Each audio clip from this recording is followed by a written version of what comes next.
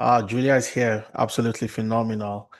Okay, so let's get more people into the call. Today's session would center around, will be targeted specifically for people in the UK. So if you're in the UK today, I want you to type where you are joining from in the UK. If you are joining from Leeds, joining from London, joining from Edinburgh, Glasgow, just type where you're joining from in the chat. Now, if you're not joining from the UK, you'd also have an amazing time because our session today would give you the strategies you need to take, you need to follow. For those of you that have been trying different things, you've been applying to jobs, no single response, you've been ghosted. I'll be sharing some ideas and strategies for you to take into consideration. Emerson, I can see your video on. Thanks for joining us today as well. Okay, so let's dive right into our session for today. Why are we here? And what's our session going to center around? If you know somebody that's been trying to land a job for a while and they've been struggling, you need to get them into this session. All right. So let's dive right into the main meat. I'll do a little bit of introduction and then we'll have a Q&A before we wrap up our session today. Now, remember, I'm going to share my slides and I'll share the recording of today's session. So if you want to get access to everything I'll share today, make sure you fill the attendance form. My colleague would share the attendance in the chat from time to time. Okay, so our topic for today is how to get a UK employer to sponsor you, even in today's tough job market. Okay, so how do you stand out from the competition essentially? What do you need to do differently from everybody else trying to land the same job? And there's been a lot of noise about changes to policies, to UK immigration, and a lot of people are scared and confused. You really don't know what to do. Okay, so I'll be sharing some strategies that have worked for over 4,000 people, and you can also learn and apply the same. By the end of today's session, from number one all the way down to number four, you know exactly what to start doing differently in order to make a difference. Okay, so let's dive in. Why are we here? We have different categories of people on the call, and you'd realize that a lot of the people on the call today, some of you here are trying to switch careers.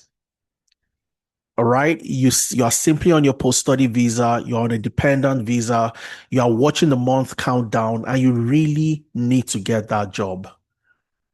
So what do you do? How do you get the job? How do you get sponsored? These are the questions we'll be answering today. Some of you are also switching from different career paths, from warehouse, you do customer service, you currently work in retail, or you work in healthcare, but you want to transition. You don't know where to start.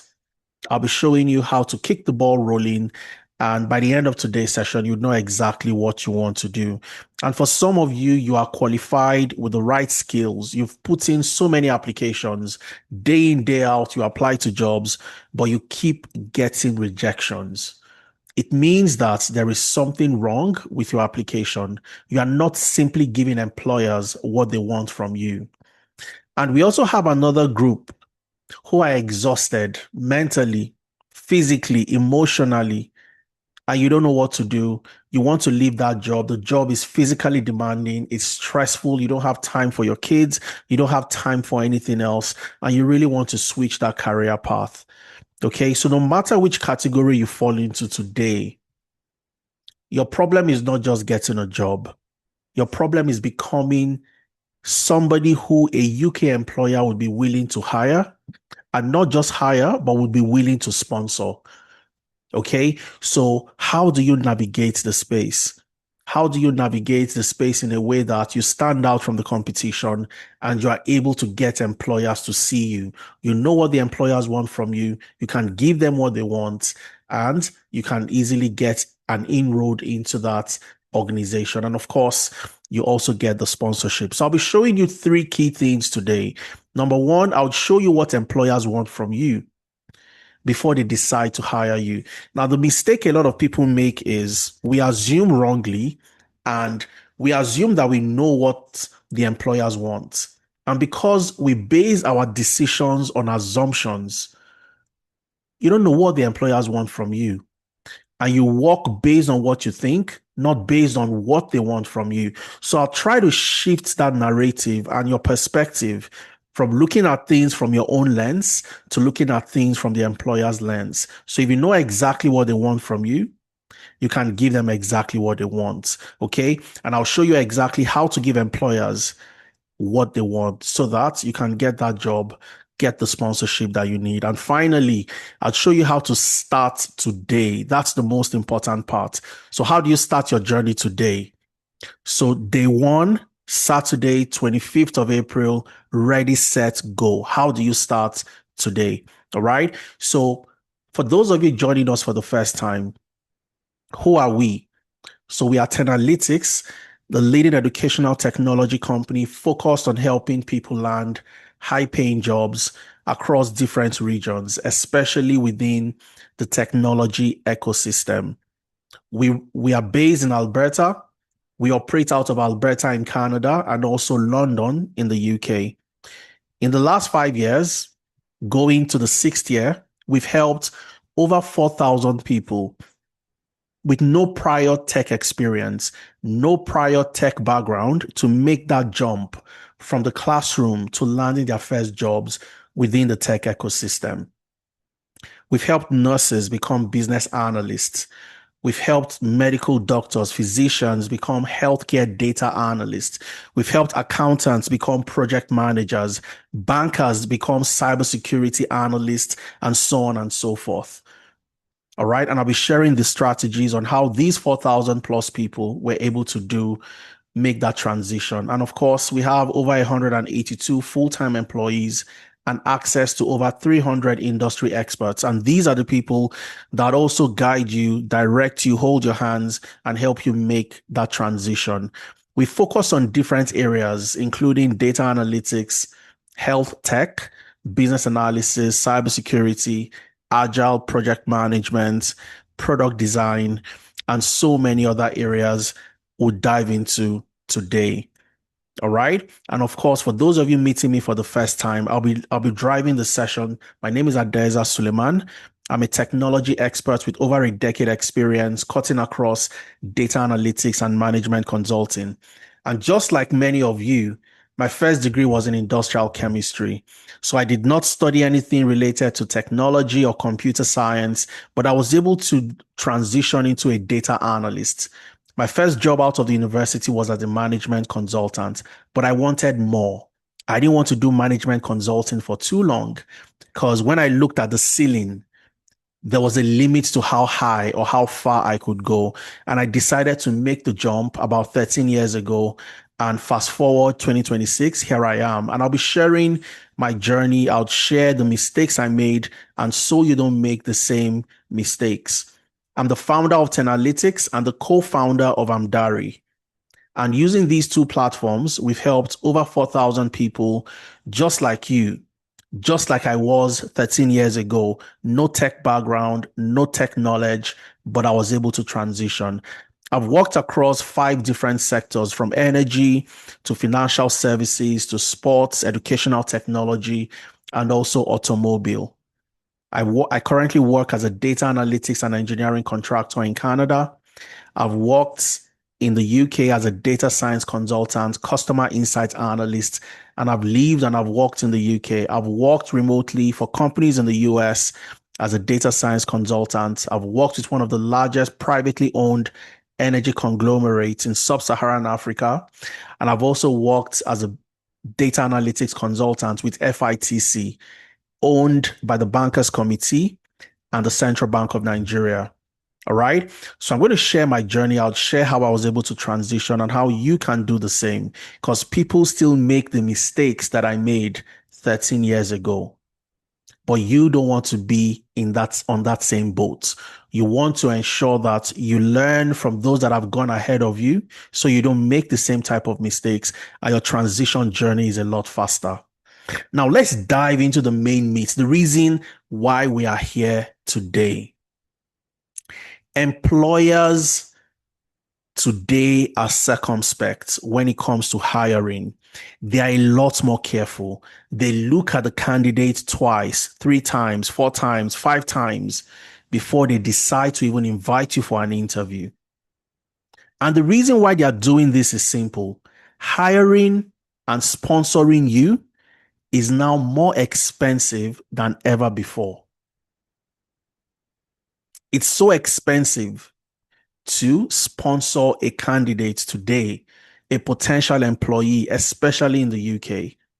And this is as a result of, different policies that came into play last year, 2025, and even the year before, 2024. But as of December 2025, the cost of sponsoring one employee per year went up by 32%. So sponsorship is no longer cheap.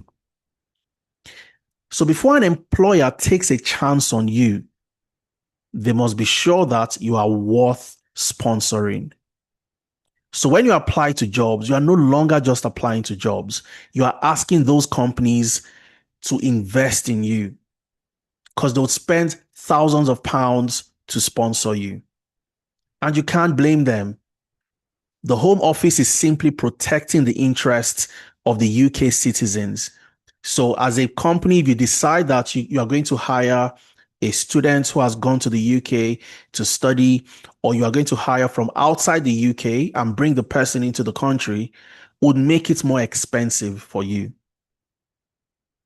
So you need to know that companies would not just sponsor you, or they don't just sponsor you or sponsor people that need a job. They sponsor you because they can't afford to lose you. All right. So last year, the same time last year, for a 3-year visa, 3-year sponsorship, a typical company would pay roughly about £3,000. That's £1,000 per year for 3 years for one employee. So which means if you have 10 employees, you are paying £10,000 per year. And for 3 years, that's £30,000 for 10 employees. So it's now so expensive to sponsor. But this was before. From December 2025, this increased to £4,000. So about £1,320 instead of £1,000 per annum. So for a 3-year visa sponsorship, one employee would cost the company £4,000. And we all want the 5 years because 5 years until new policies are put in place, 5 years qualifies you for ILR. So you want to work with that company for 5 years. Now, before it would take you £1,000, 5 years, that's £5,000 for the company to sponsor you. So they pay the licensing fees, they pay the administration fees, and they pay this to the Home Office.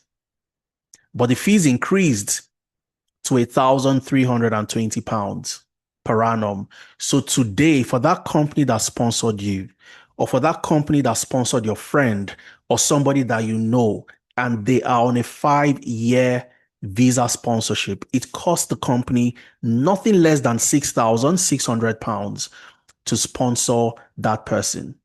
So it's now more expensive. Employers are thinking twice. Employers are looking for candidates that would be a major value addition to them. They're not looking for somebody that would come in and they have to train the person to know how to do the job. So they would look for specific things in you because you are now a financial investment. They're making an investment in you. And guess what?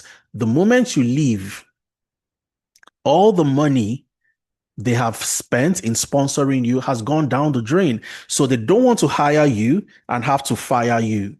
So they hire candidates that they are sure would perform on the job and would get the job done.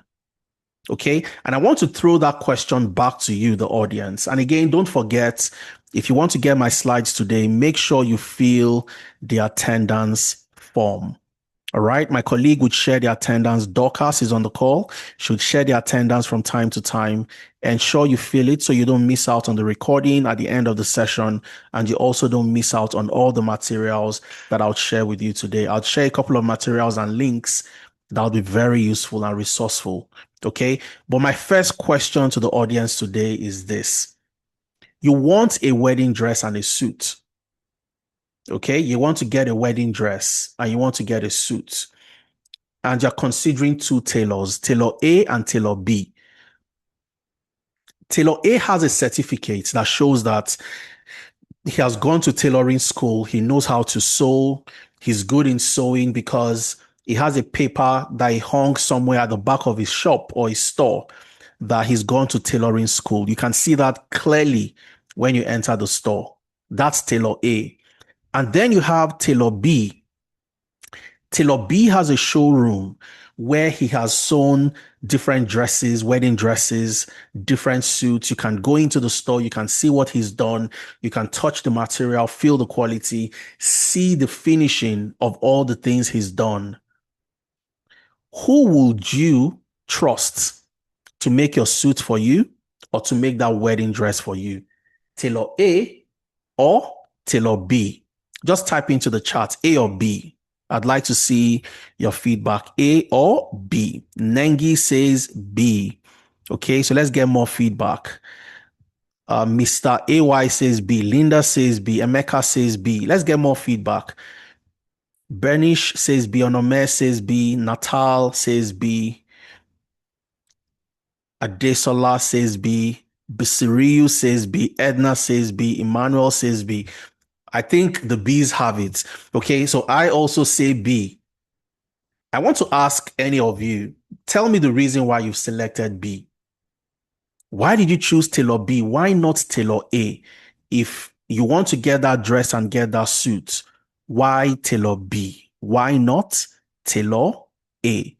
You can type into the chat. Let me know the reason why you've chosen tailor B. Okay, I can guess the reason why because it's very obvious, but I'd like to hear your own thoughts. Okay, why tailor B? Tommy says evidence-based. I love that. Emeka says because he's proven. Nengi, B has a proven track record, not just a certificate. Absolutely fantastic, phenomenal. A lot of you said B. I also choose B. And the reason why I'd go for B is simple. I can see what B has done. I have no doubt in my mind that because B has done all of this, he can do mine without any issue. I can choose the material that I want. I can tell him the type of style of the suit and the dress, and he goes ahead to make it for me because he's done it before. And just like the gentleman said, that's Tommy. Evidence-based. Nengi said he has a track record, proven track record.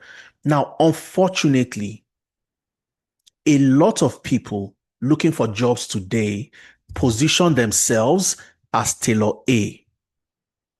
You've gone for your undergraduate, you've probably gone for a master's degree, you've written all the certifications you can write, and you keep on doing all the things tailor A is doing. Paper qualifications. And the question you need to ask yourself is, how does an employer tell that you can do the job if all you have are paper qualifications? I want you to think about that. And I've interacted with thousands and thousands of people. They come to me and say, hey, Adeza, I've written the PMP certification. I've written the CBAP certification. I've written the Scrum Master certification, but I still cannot get an interview. I still cannot get a job. Even when I get the interview, I'm still, I'm let out. They push me out and I don't move to the next stage. I don't know what's going on. I'll tell you what's going on. You have positioned yourself as tailor A. All right. Now, what do employers want from you? You've said it. You've said every single thing the employers want, from what Tommy said to what Nengi said to what Emeka said. And Sam says what? Show workings. That's exactly what employers want. They don't want to take a risk on you. They don't want to make a mistake. So employers want only two things from you. Remember, we need to know what employers want, because if we can see things from the employer's lens, we know exactly what they want and we give it to them. So an employer would want only two things from you, nothing more. They want you for your skills and they want you for your experience. When you combine skills and experience together, it gives you what? Competence. So it's safe to say that employers want you for your competence, nothing more. And that's your skills plus your experience. Skills because they can tell. That's the common denominator. It's a given. Any job you want to get, they must know that you've done that job. You have the skills to do the job. That's a given. Where a lot of people fall short is the experience. Just like Taylor B that has his shop and he has evidence that he's done those things before. So there is no doubt in your mind that he can do yours for you. But a lot of you are not getting those jobs because employers cannot say the same about you. You are risky. You seem to have the skill. They have ways to test for your skills, but do you have experience doing the job? If you don't have experience, if you can't show me you've done the job before, I won't hire you. So remember one thing today when it comes to what the employers want from you. They want you for your competence. They don't want you for your master's. They don't want you for your undergrads. They don't want you for that certification. And I'll tell you a quick story. I met somebody last year, sometime around, I think that was 2024, sorry, 2024 December. And long story short, this gentleman lives in the US and he wanted to get a job in cybersecurity.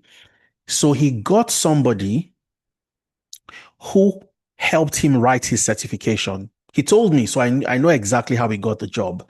The person helped him with his certification. When it was time for his interview, the assessment before the interview, the person helped him with his assessment, did the assessment for him and submitted. So he got to the interview stage. Luckily for him, he was able to get the job. Unfortunately, he thought the job would be fully remote, so he could work remotely. And that same person that helped him write the certification exam, the same person that helped him during his assessment would continue helping him do the job. And a lot of people do this. Now, let me tell you what happened to this gentleman. Unfortunately, the job was not fully remote. He had to go to the office. And his line manager realized that, had some doubts. I'm not sure this guy knows how to do the job based on certain things he had seen. So when the manager gives him a task to complete, do you know what the manager would do? The manager would stand behind him and watch him, try to do that task. And he told me that at Deza, that was the most embarrassing 2 months of my life. And eventually he resigned because it was too embarrassing. His manager gives him a task and stands behind his desk and tries to watch how he's solving the problem. But because somebody had written that certification for him and somebody had done his assessment for him and he was able to get in and get the job, but unfortunately, he did not know how to do the job. Employers don't make those mistakes anymore. And employers also know that there are a lot of people that can sit down for an exam and pass that exam within 2 weeks, within 3 weeks. But that does not necessarily mean that they can do the job. All right. So the era where certifications get you that job or where a degree gets you that job, that era is gone. Employers want to be sure that you can do the job for them simply because you've done it before. So remember this. And I want you to etch this at the back of your mind after today's session. Competence over credentials. Competence over credentials. That's a watchword for us at Tenalytics. The moment you're a part of Tenalytics, one of the first things you start to realize is you start to put your credentials aside and project your competence a little bit more. And who can remind me? Competence comprises of what? It comprises of two things. I showed you that in the previous slide. So type into the chat if you remember. When you say competence, what does it mean? Or what does it comprise of? Two things. So type into the chat if you remember. I want to see those that have been following me. Barbara says skills and experience. Absolutely. Skills and experience. Thanks for that, Chineye. Mr. A, skills plus experience. Absolutely fantastic. And that was exactly what we did for somebody like Olufumilayo. Olufumilayo had no experience in tech. She moved to the UK. She wanted to land a job and get sponsorship. So what did she do? She joined our data engineering program. We worked with her. She learned the skills and she also gained experience. And I'll show you how to gain experience. Because the question is, how do I gain experience when I have not gotten a job? That's the chicken and the egg situation. Which one comes first? I need experience to get a job. Okay. But an employer would not give me a job until I have experience. So what do I do? I'll show you how to gain experience, even though you don't have a job yet. All right. So Fumilayo joined our data engineering and she landed a job as an ERP business intelligence and reporting analyst. She got this job last year in February 2025, and she got the job with the NHS in the UK. It came with full visa sponsorship, and Olufumilayo is doing a phenomenal job working with them as a business intelligence and reporting analyst. Now, you also have somebody like Zulai. Zulai joined our business analysis program. She wanted sponsorship. She didn't just want any type of job. She wanted to get a job, but she wanted that job to come with sponsorship. So what did she do? She got into a career path that would prepare her for that job, a career path employers are hiring for today. She learned the skills, she gained experience, and she was able to land a job as a project support officer, also with the NHS, and it came with sponsorship. So I'll show you how a business analyst, somebody who did business analysis, how the person was able to land a job as a project support officer. All right. And these screenshots are screenshots of the references sent to me to confirm that Zule has experience as a business analyst, that Olufumilayo has experience in data engineering. Dear Mr. Suleiman, the above named person has been offered the post of business intelligence and reporting analyst and has given us the permission to approach you for a reference. It would be grateful if you could tell me, if you could let me have your opinion regarding her suitability for the post by completing the attached reference request form. So these are reference request letters from the NHS to say that, can Zule do the job? Can Olufumilayo do the job? Can Mary do the job? Mary joined our data analytics program. Mary got a job last year, May 2025, as a junior IT service desk analyst. And the NHS is reaching out to say, they're not saying, tell me the certificates, tell me the skills Mary has. They're asking, can she do the job? Tell me her suitability. Has she done this job before? These are the questions the NHS would want to know. Same with Ahmed. Ahmed got this job in June 2025. He joined our health tech analyst program, the healthcare data analytics program, and he got a job with the NHS as a health informatics support worker. And these are professionals just like yourself. They had no clue. They had no idea. They did not have the skills. But one thing that they did was to get into a career path that was high in demand and employers are actively searching for today. They learned the skills, they gained work experience, and the only reason the NHS would reach out is to confirm that this gentleman has the experience to do the job. So you can't just depend on your skills. You have to depend on experience. I'll give more weight to the experience. So many people have skills, but they just cannot get a job. All right. And there's so many other people. This gentleman got a job as an information analyst. PCS processing and customer advisor, and so on and so forth. Okay, and there's so many professionals like that. So the first thing I want you to know today is you want to get into a career path that is in high demand. And we brag about this all the time. For us at Tenalytics, we have over 237 alumni working with the NHS alone, and they're all on sponsorship. So when it comes to the sponsorship game, we know exactly what you need to do. We know how you need to position yourself, the skills you need to learn, your experience, and so on and so forth. How do you find yourself in the same situation or position where the NHS is sending a reference letter to say, hey, tell me if Tommy can do this job, tell me if Emeka can do this job, and so on and so forth. All right. So number one lesson today is get into a high demand career path. When you do this, you make getting the job 10 times easier.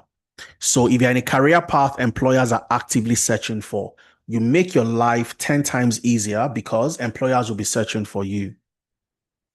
So get into that high demand career path that's eligible for visa sponsorship, and that would enable you land that job a lot faster. I've taught you two things today, and I want you to take things down, jot things down. If you don't have a notepad, if you're somewhere that is noisy, get somewhere quiet, no distraction. Competence over credential, that's number one. You want to focus on that. Anything outside that, you'd struggle and struggle and struggle to land that job.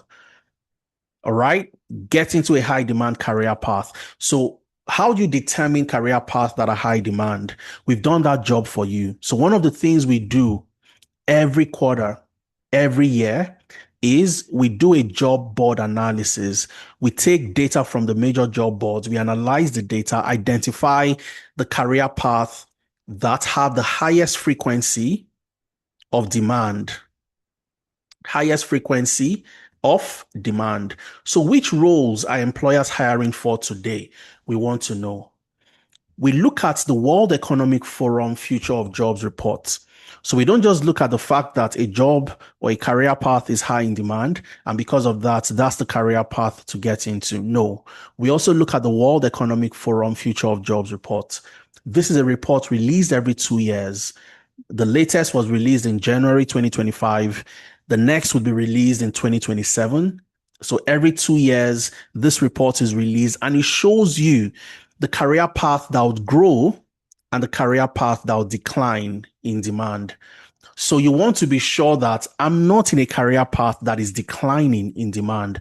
So we carry out that analysis, the research, and finally, we also look at the eligible occupations for the skilled worker visa. So if you want to get sponsorship and you're in a career path that is not eligible for sponsorship, you failed from day one.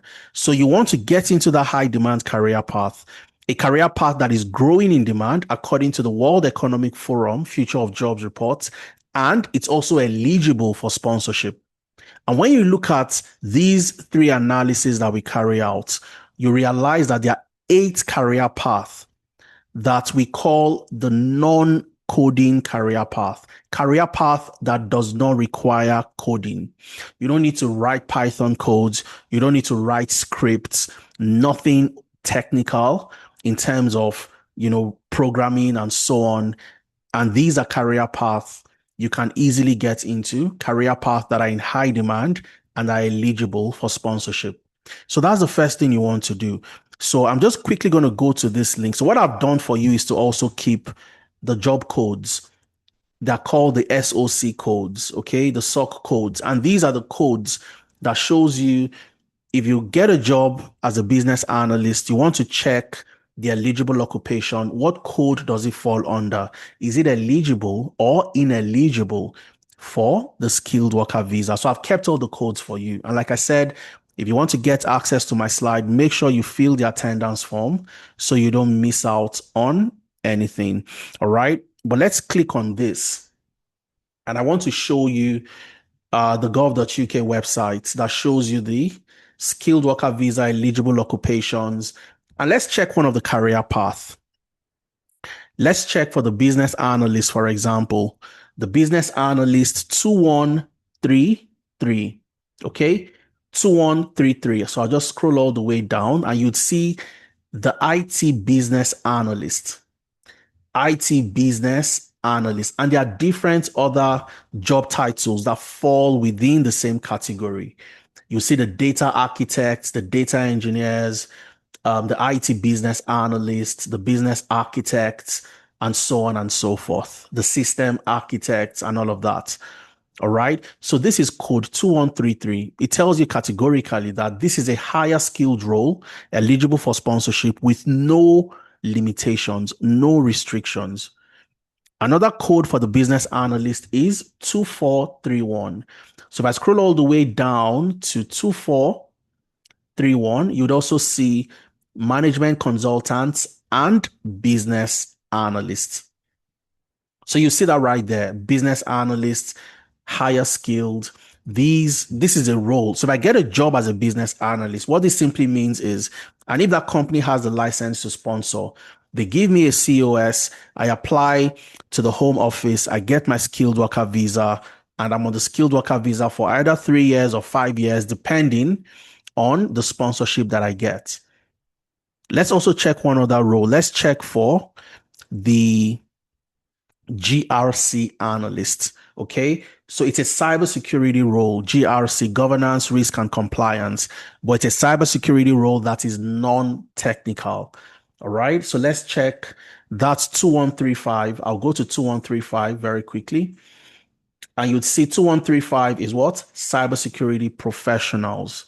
And if you check, you'd see governance specialists. These are GRC analyst, governance, risk, and compliance. That's what GRC means. So if you get a job as a GRC analyst, is it eligible for sponsorship?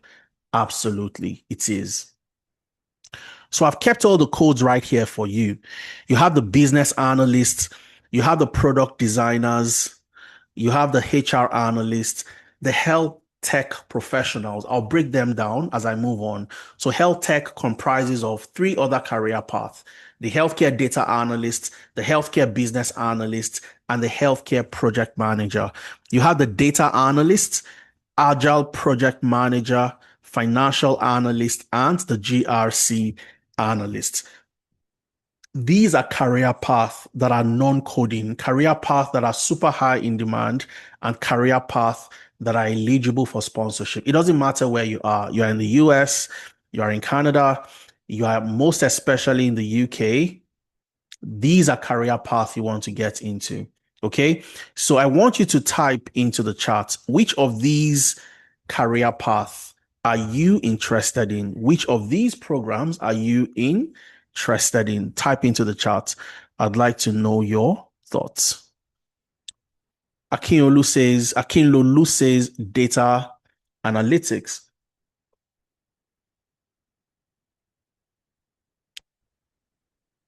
Ernestina says health tech, brilliant, fantastic career path.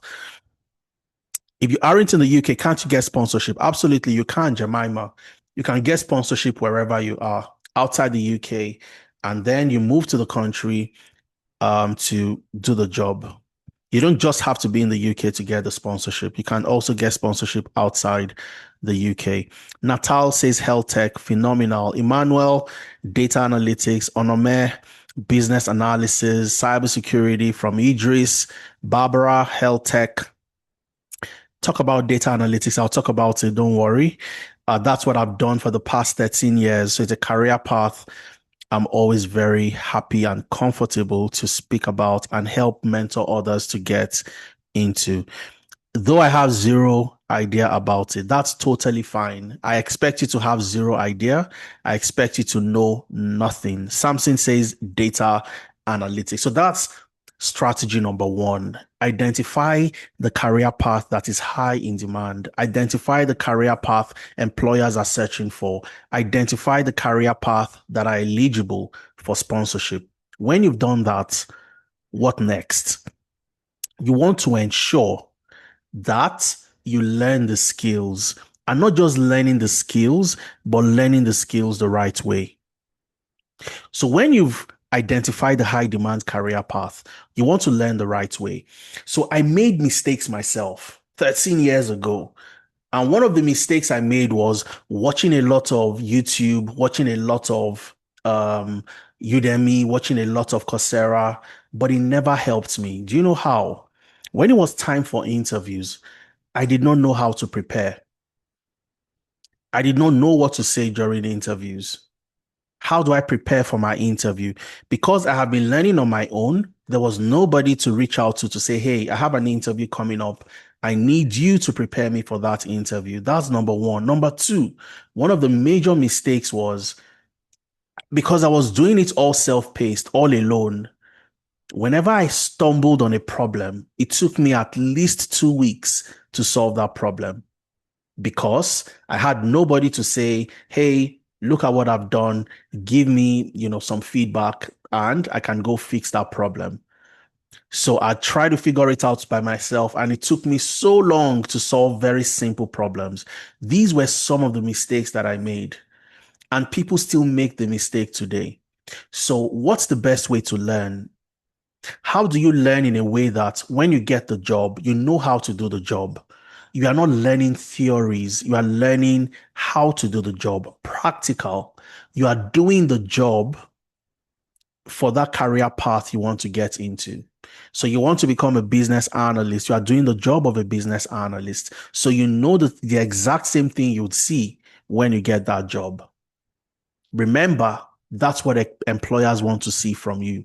They want to see that you've done the job before. And because you've done it before, you can do it for them. But the way people learn today is totally flawed. You learn by watching videos, you learn by trying to do it on your own, self-paced theories, and so on and so forth, solving problems, and all of that. And at the end of the day, you don't know how to do the job.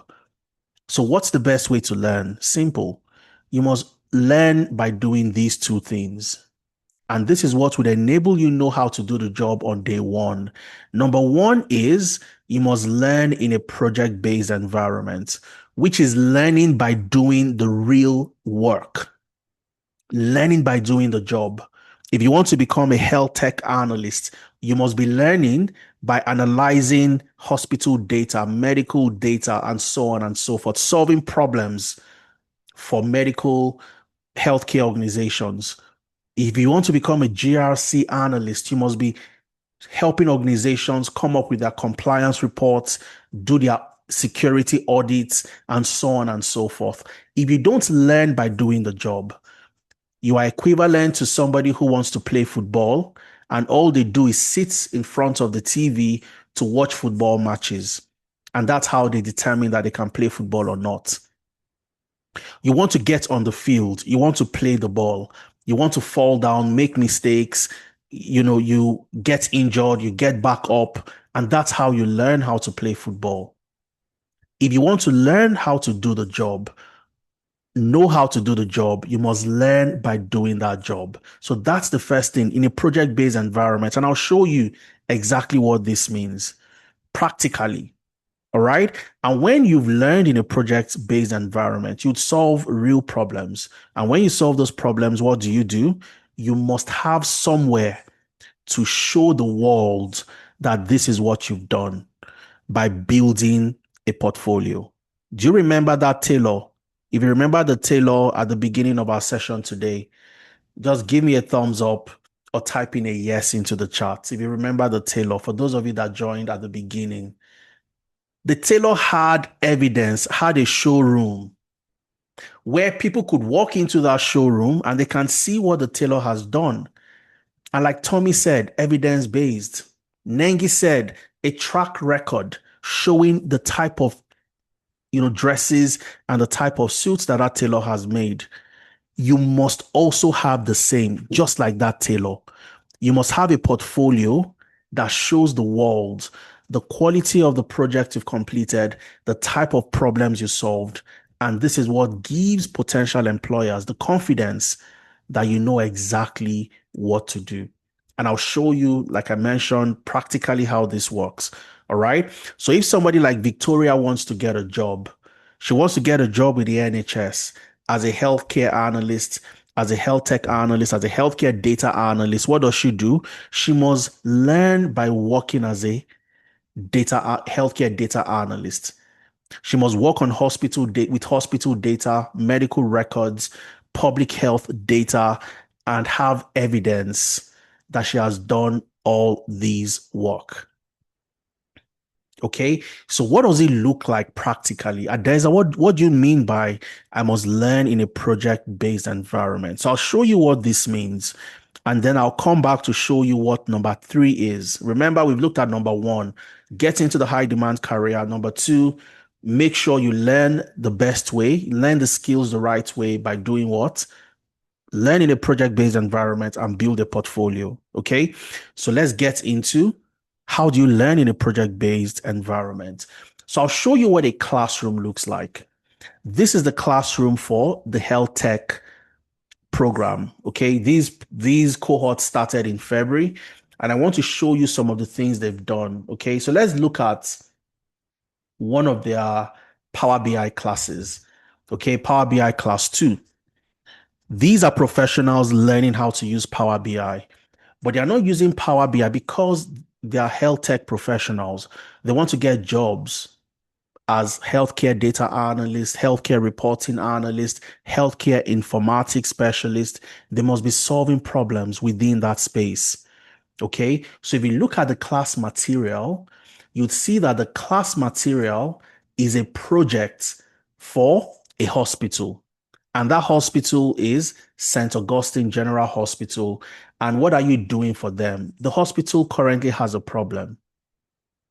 Okay. And the problem is their data is not structured in a single in a single environment for easy analysis. So one of the first things you do for them as a data analyst, as a healthcare data analyst, is to do what? Build that database for them and also build a data model. Okay, so you're going to connect to cloud databases, AWS S3 buckets. You'd learn how to connect to databases from the electronic health records, the EHR, and so on and so forth. And what do you do with that? You use your Power BI to create a data model. And you don't do this alone. You do this in class together with a professional. And I'll show you what the class looks like. Okay, so this is what a typical class looks like when you are learning in that way, in a project-based environment. So you see the same project, you go through it together with a professional. This is not you learning alone by just watching videos. This is a live class. And this is the recording. So even if you miss the class, you can always come back, watch what happened, and together, step by step, one after the other, you take that hospital data and you are solving the problem. And when you are done solving the problem, what do you do next? You must build a portfolio. You put that project in a portfolio, in a showroom, just like that tailor that had a store. People can walk into the store and see what the tailor has done. And I'll show you what a portfolio looks like. Okay, so this is Victoria's portfolio. And one of the things Victoria worked on, one of the projects she worked on was the deep care hospital analysis. An analysis for a hospital where she helped them do what? Reduce the patient wait time by 15%, increase the patient satisfaction by 20%. Can I see what Victoria did, or do I just read what she's done? Yes, I can see. So as a hiring manager or a recruitment consultant, I can click on this link and I can see exactly what Victoria has done. I can interact with her reports just the same way I'll touch the dresses, the wedding dresses, and I'll touch the suits in that tailor's, store. I can see the type of work she's done. This was done using Tableau. I can click to deselect, and I can click, I want to see data for only Q1. I can click on Q1 and data for only Q1 would reappear. Now, for somebody like Victoria, this is not the only project in her portfolio. She has other projects in her portfolio to show employers that she has worked on high quality projects. You can walk into my portfolio just like you'd walk into that tailor's showroom and see the quality of the work that I've done. So you are confident, you're not doubting if I can do the job or not, because I've done it before. And to make things even to put gravy on top, the link to your portfolio would always be on your LinkedIn profile and on your CV. And I'll show you an example very quickly of this gentleman. Okay. His name is Victor. So let's go on LinkedIn very quickly. His name is Victor Omoboye. Victor Omoboye. Victor joined our data science program, and I'm going to show you. If you go to Victor's profile and you click on Victor's contact, one of the first things you'd see is Victor's portfolio. Okay. So if I click on Victor's portfolio, it takes me to his portfolio to show me all the things Victor has done, just like Victoria. Remember, this is your showroom, just like that tailor. So I can come into Victor's portfolio. Oh, he built an AI customer care chatbot. Fantastic. Oh, Victor worked on a loan default prediction. This particular project on loan default was done in class when he was learning with us in a project-based environment. And what's this project all about? It's about a credit union that issues loan to customers, and they have a problem with non-performing loans. So when customers borrow money, they don't return the money back on time. They don't pay back on time, even though they've looked at the credit score before giving them the loan. So what did the program do, or what did Victor do here?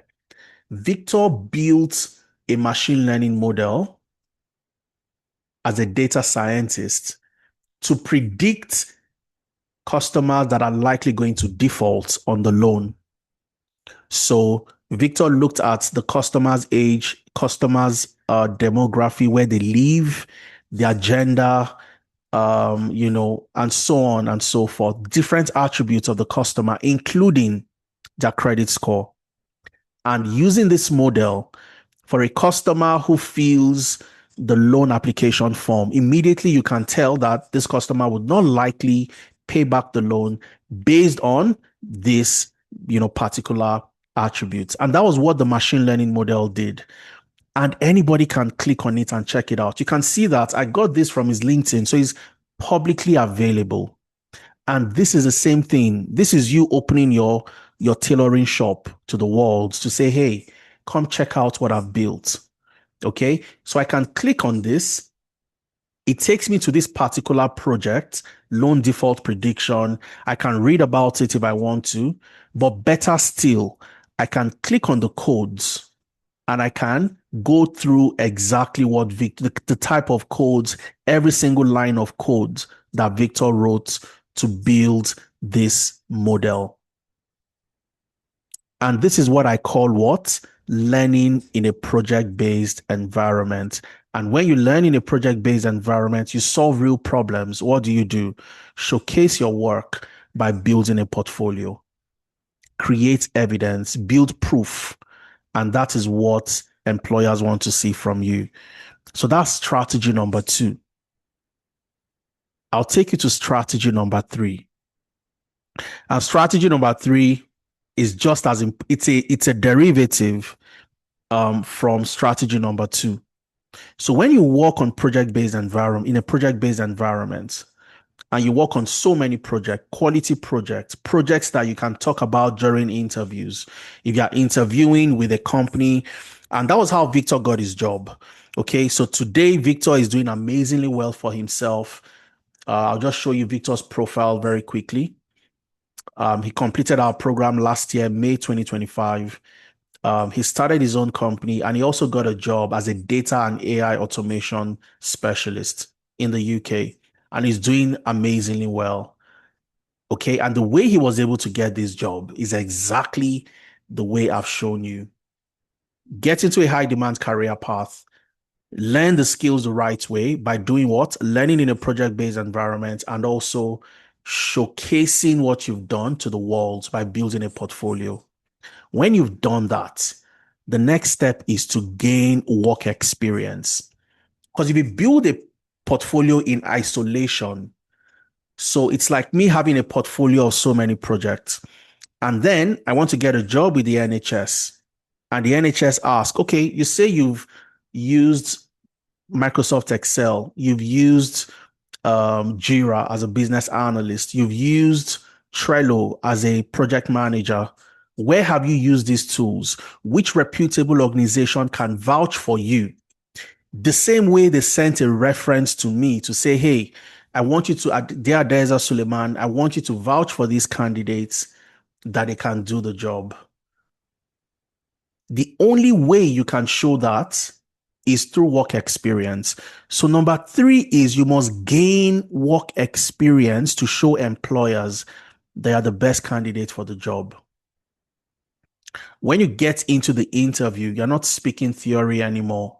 You are speaking from a point of knowledge, from a point of what you've done, and you are confident speaking about those things. So how do you gain experience without getting a job? I showed you one already. You gain work experience through the projects that you complete. You work on, before you wrap up your program, you'd have completed about 10 projects. So you have different stories to tell during interviews. And when you've learned, you've gained experience through the projects you've completed, through your project-based learning, the other way for you to gain experience is through your internship. And this is the only reason people can come back to us to say, hey, I need a reference from Tenalytics, or I need a reference from Amdari. You can either get your reference from Tenalytics or you can get your reference from Amdari. And Amdari is the sister company to Tenalytics where you get to do your internship.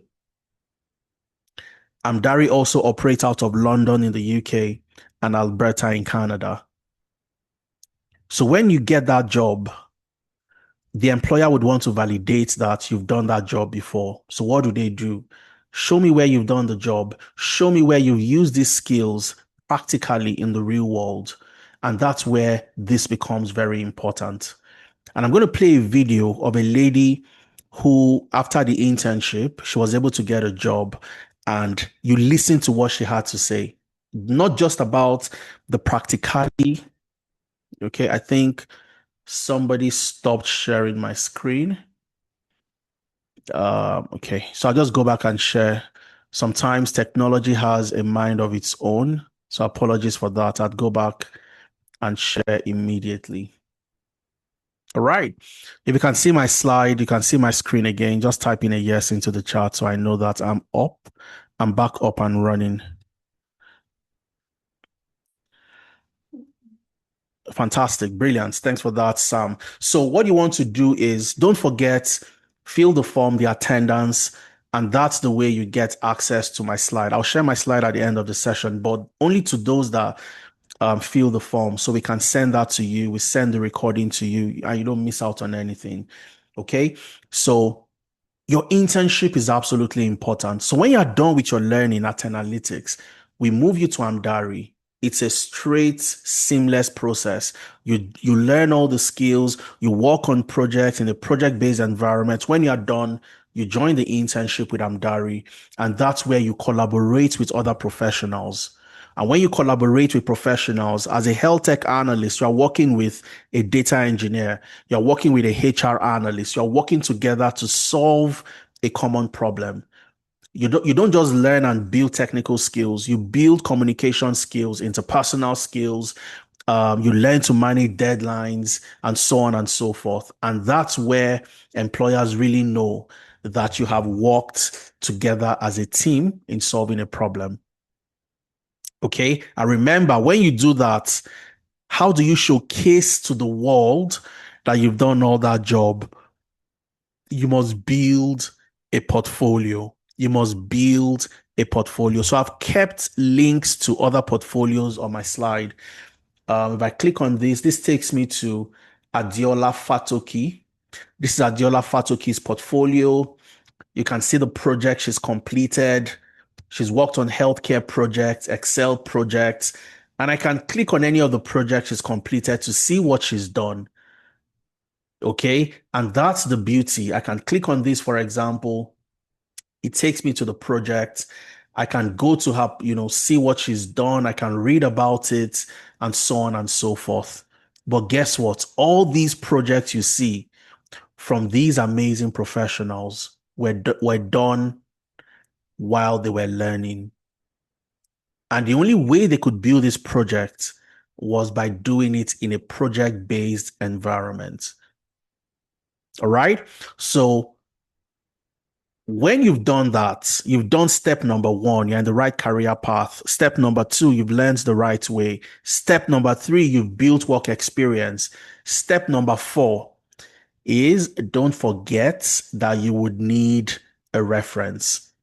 Okay, that's the only way you validate the experience you say you have, that you've done the things you say you've done, and so on and so forth.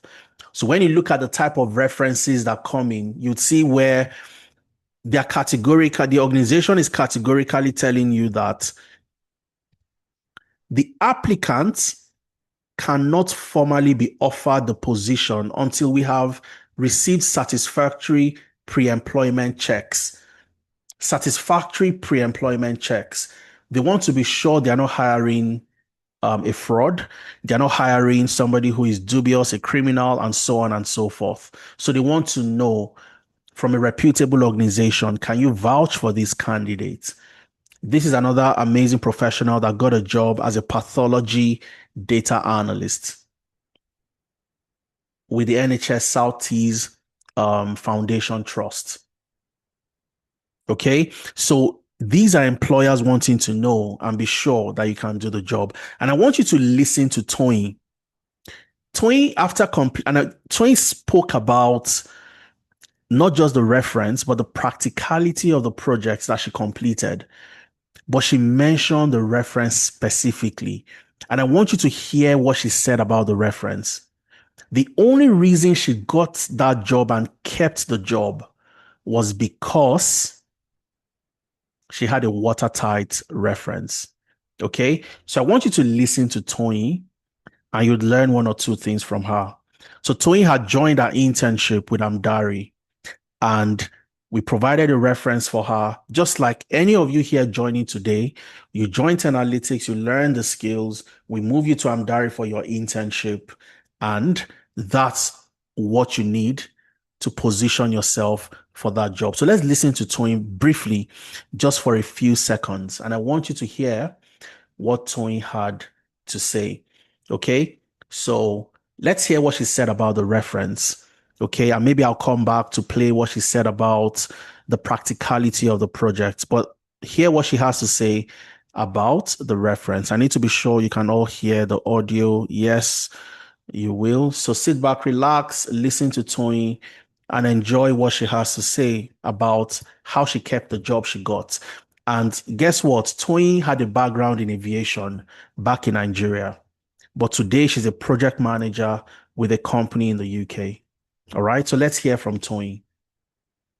Good, and then the reference too from your hand was pretty tight because it was pretty good, and then the reference too from your hand was pretty tight because they actually had to mention it that my references were hair tight, that they were actually considering 2 people, but my references actually nailed it for me.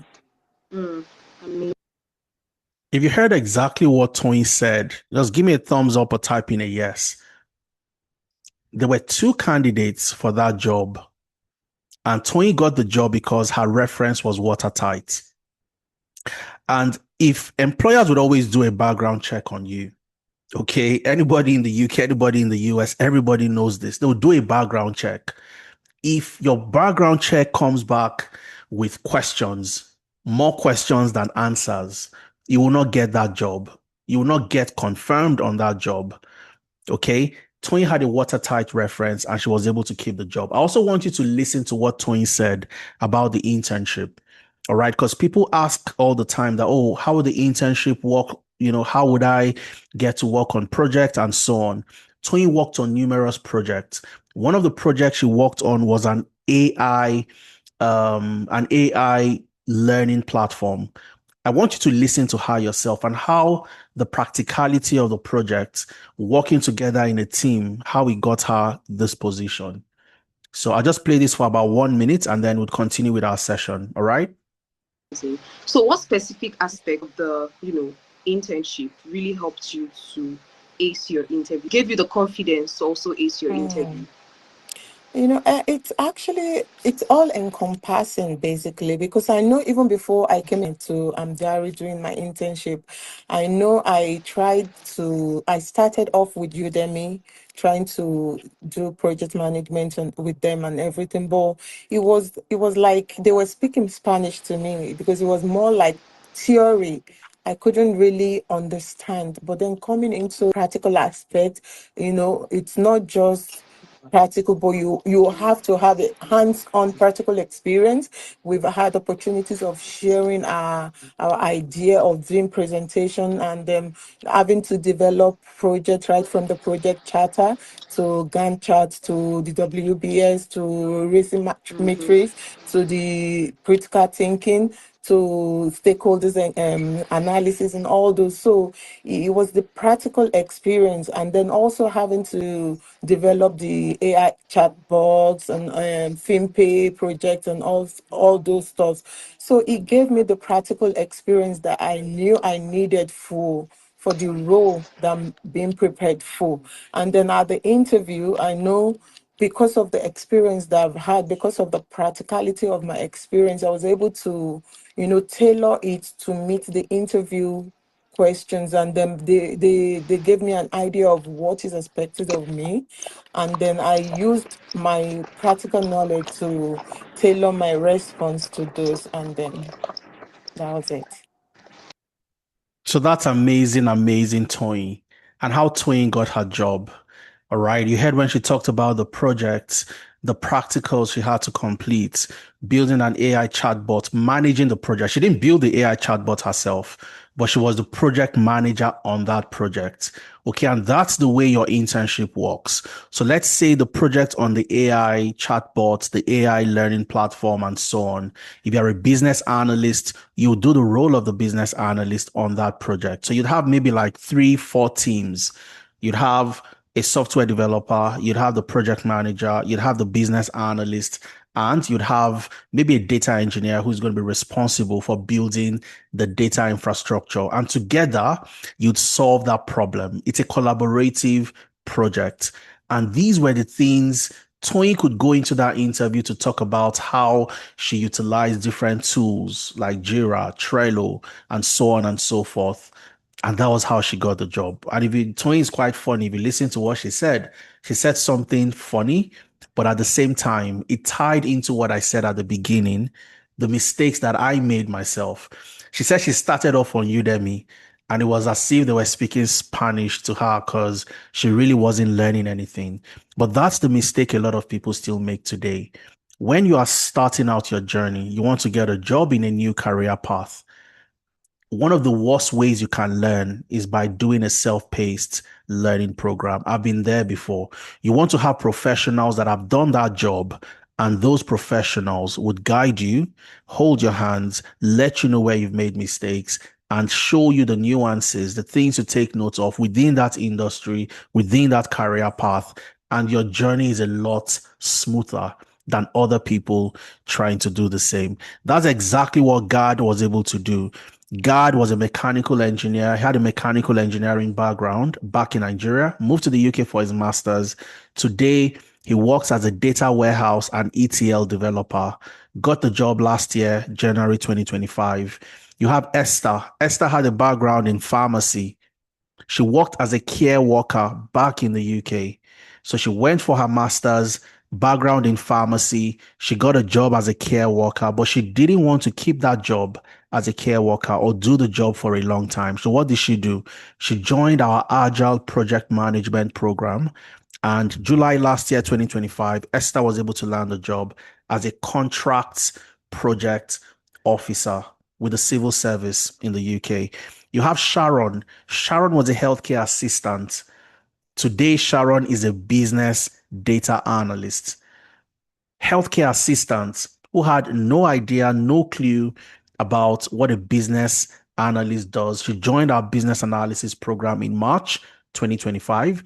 And by May that same year, just about 3 months, she landed a job as a business data analyst. She kept her sponsorship and she's doing tremendously well as a professional. And there's so many other people. Ikmat was a stay-at-home mom. Ikmat had a 2-year employment gap because she had just given birth and she moved to the UK for her master's. So she was out of work for 2 years and she needed to restart her career and secure sponsorship. So she joined our data analytics program. And today, Ikmat is an information analyst with the NHS.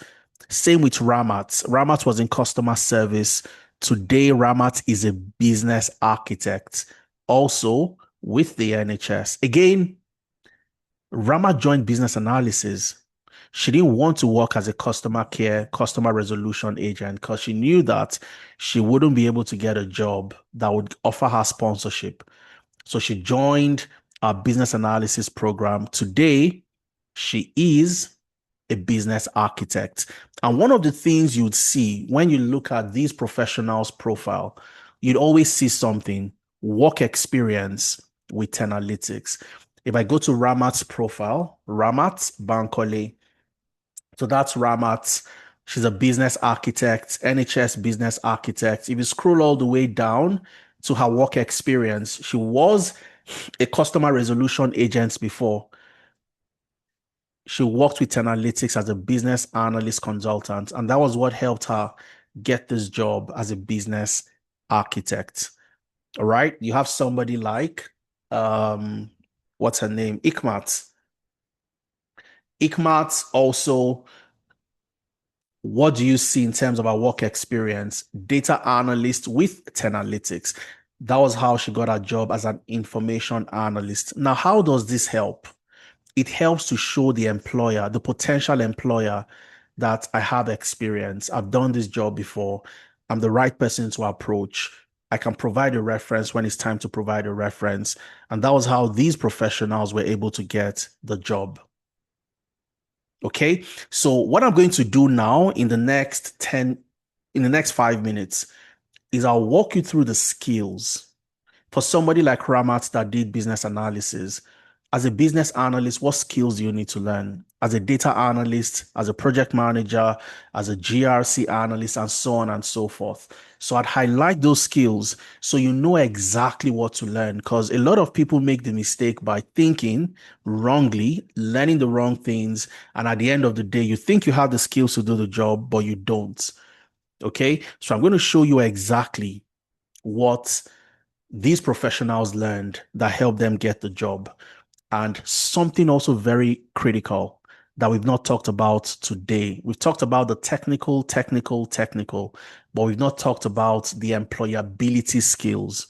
For Ramat to get this job, and anybody familiar with the NHS applications, you will be required to write a supporting statement. Okay? You will be required to write a supporting statement. You need to have the right CV, the right LinkedIn profile, and so on and so forth. These are other things that feed into getting the job. And I'll talk about that in the next few slides.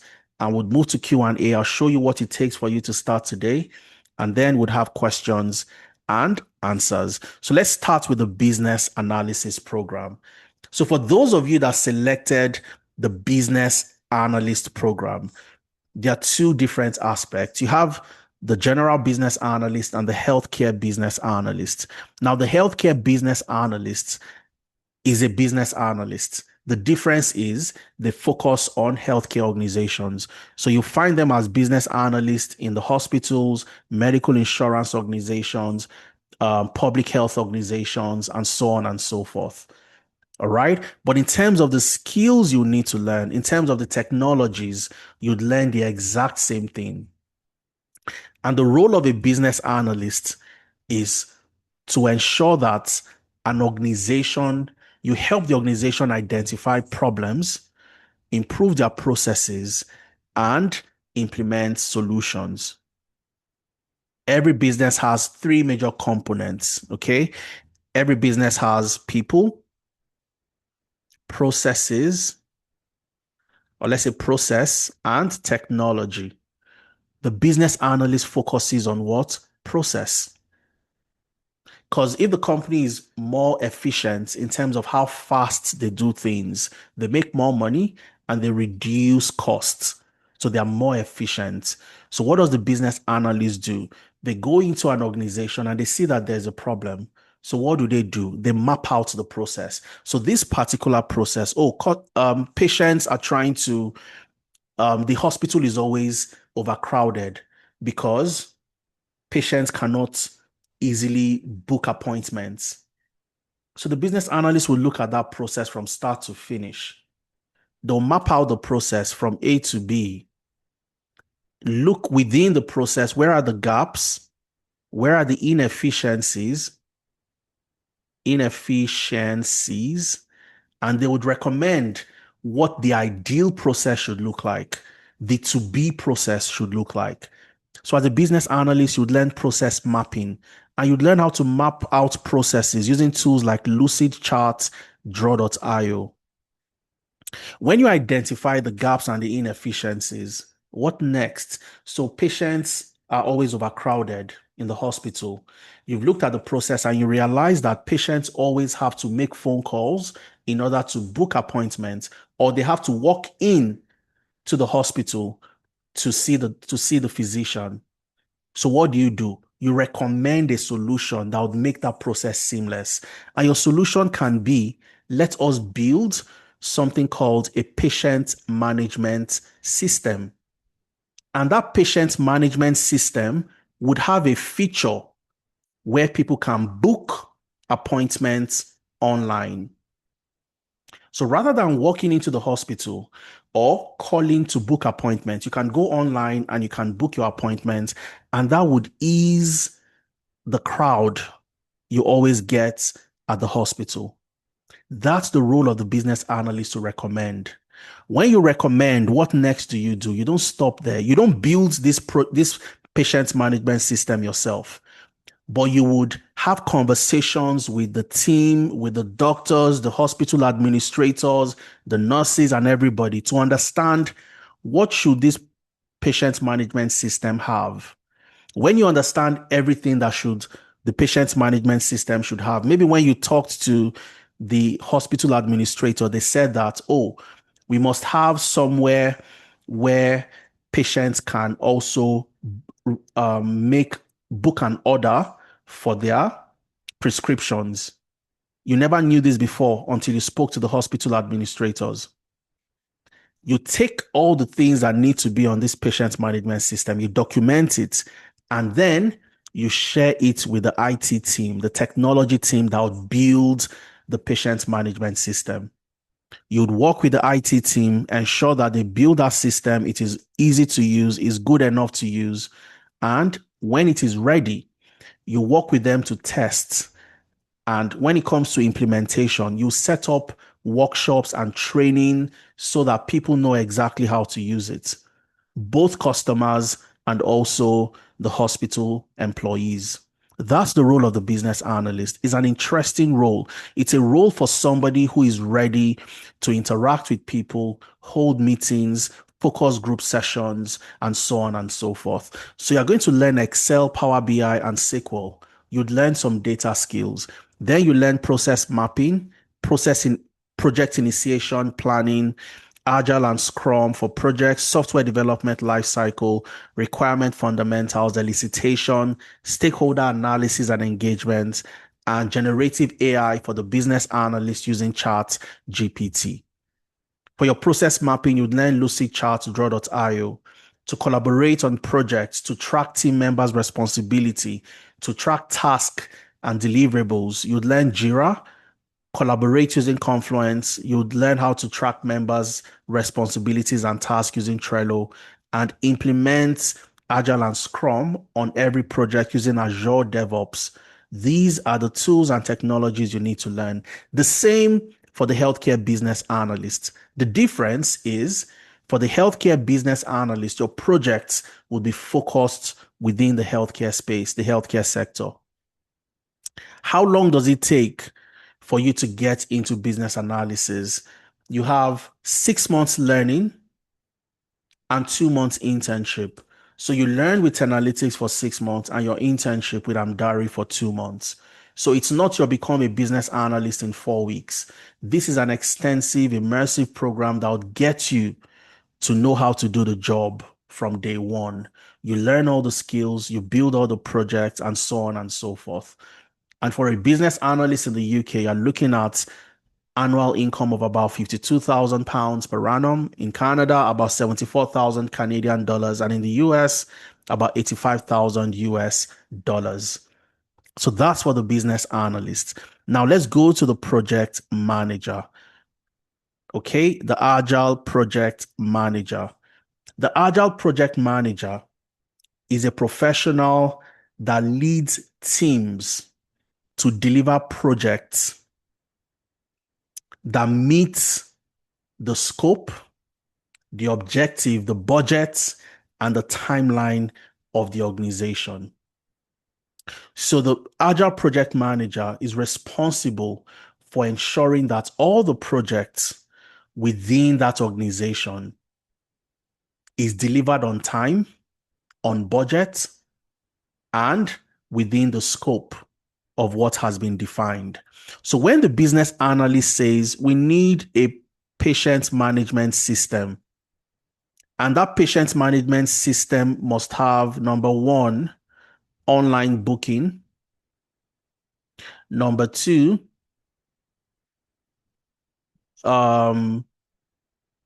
prescription orders. Okay, prescription orders. Number three, billing integration. Let's say billing integration. For an organization that has a project manager, the business analyst transfers the project to the project manager. They lead the project, while the business analyst would be the project, part of the project owners. So what happens here? The Agile project manager's responsibility is to ensure that if I decide to do 1, 2, 3 at the same time, I decide to finish all the features before we deploy, it's going to take us 8 months. But in using the Agile methodology, which states that I can break my project into sprints, which is smaller parts, I can start with the online booking. And when I'm done with the online booking, within the space of 3 weeks, I can deploy the project. So the first feature for this patient management system can be ready in 3 weeks. I don't have to wait until everything is ready before I deploy. So when we deploy this application, the patient can start booking appointments online. We solve that problem. And the hospital management can also see all the bookings. And when we are done, we've gotten feedback, we are happy with the online booking, we move to the next feature. That's the responsibility of the Agile project manager. They ensure that we don't wait and spend time in delivering a project. They break the project into smaller pieces. They lead the team that would ensure that that project is delivered on time, within budget, and within the right scope of the project itself. So what do you learn as an Agile project manager? You would learn introduction to project management. You'd learn project management skills and communication. You'd learn how to use the Kanban boards for workflow management. All right. You'd learn the real world application of Jira, Confluence on projects. So you learn how to use Jira to track deliverables on projects. You learn how to use Confluence to collaborate on projects. You learn how to use Trello to track team members' responsibility. You'd learn advanced, Scrum framework, the advanced Agile methodology. You'd learn what the increments, project backlog is all about, and so on and so forth. You'd learn Draw.io, and you'd also learn how to use ChatGPT as a project manager. So the Agile project manager and the healthcare project manager are similar in terms of the tools and technologies. The only difference is one would focus on the healthcare sector, while the other focuses on different other sectors, and so on and so forth. Now, for those in the UK, because you'd ask, what does the time look like? How do I join a class? How do I learn? How does learning take place? What's the structure of the program itself. So the Agile Project Management program is also for 6 months learning and 2 months internship. But what we've seen happen across all the program is people get jobs after 4 months. They get jobs after 5 months. Some get jobs in 3 months. Okay, they don't wait until the end of 8 months to start applying to jobs. And that's because of the strategy we've also put in place. Okay, and I'll show you how that is possible. If a program is for 8 months, how do I get a job in 5 months? I'll show you how you can make that happen. It's very straightforward, very easy. Ramat got a job after 3 months. So many people I'll show you today got their jobs within the space of 3 to 5 months before they even completed the program. And that's because unlike people that think that I have to learn everything before I start applying, you apply based on the skills that you have at that point in time. So after 3-4 months, you would have equipped yourself with reasonable level and reasonable set of skills, and you can start applying to jobs. And when the interview comes, what happens? We prepare you for that interview. So if you're in the UK, for example, your class happens on Saturdays, 11 a.m. to 2 p.m., you have your live classes with a real human being, a real professional, walking you through projects, solving problems together, learning in a project-based environment. And you have somebody you can say, hey, I have a question. Can I share my screen? Can you repeat what you said? And so on and so forth. And if you're in the US or in Canada, North America, similar time zones, you have your classes 10 a.m. to 1 p.m. Mountain Time. So what this simply means is if I'm in the UK, I can join a class 11 a.m. to 2 p.m. or I can join the class for those in the US, which would be 6 p.m. to 9 p.m. my time. So I have that flexibility. You have the flexibility for those in Europe, for those in the UK, for those in Africa. Because of your time zone, you can either join the class that has been scheduled for you 11 a.m. to 2 p.m. or you can join the class for those in the US, North America, 6 p.m. to 9 p.m. on Saturdays. Every other day, you are on the LMS. The LMS, which is a learning management system, is where you can go, you watch your videos, you practice different things at your own convenience, any day, anytime, anywhere. And I'll share and I'll show you what that looks like. Okay, so let's move to the next career path, the data analyst and the healthcare data analyst. So somebody asked the other time, oh, speak about data analytics. What does the data analyst do? A data analyst responsibility is very simple. The data analyst is somebody who uses data to help organizations make better decisions. Okay?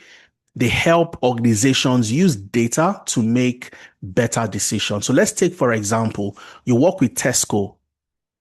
You work with Tesco, and Tesco wants to know which of our products generates the most profit, or which of our location generates the most profit. Tesco has locations, different stores around different regions, different cities. So what does the data analyst do? The data analyst will take the data across different locations, take the data across different products, and try to analyze to find out what the top selling product is. Where are the low performing stores? So maybe you have something like your top 3 performing stores, the bottom 3 performing stores. Your bottom 3 performing stores can be maybe Leeds, Bradford, Doncaster. Why are they low performing? And that's where the question starts from. So the data analyst doesn't use sentiment to answer questions. They use data to answer questions. Which products are customers buying the most? Do we have these in all the stores across the UK? For our top performing stores, why are they performing better than the low performing stores? So the data analyst would use data to answer these type of questions.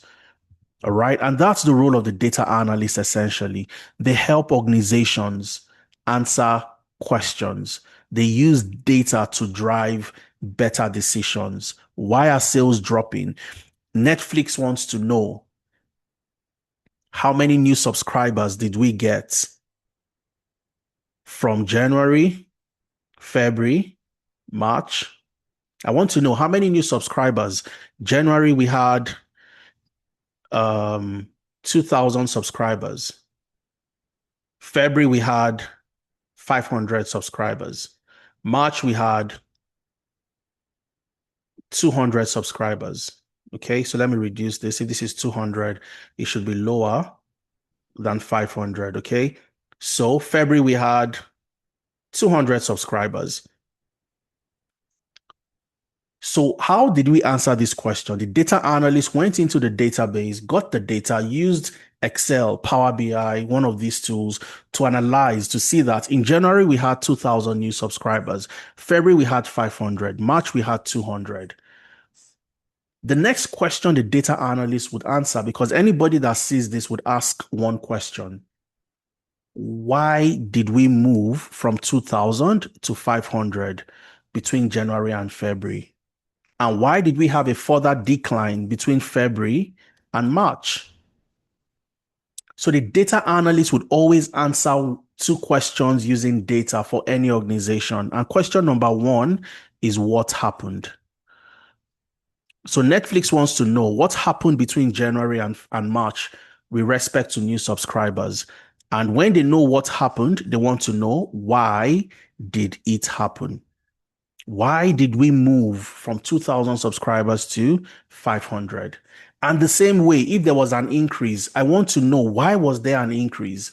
Because if I know why we had an increase, we can double down on that same strategy so we keep on increasing our customers. That's what the data analyst does. So they are very important to any organization. Okay, they use data to answer these questions and give the organizations answers and recommendations on what to do. The healthcare data analyst is exactly the same as the data analyst. The difference is the healthcare data analyst focuses on hospital data, okay, medical records, and so on and so forth. So if an organization wants to know, a hospital wants to know,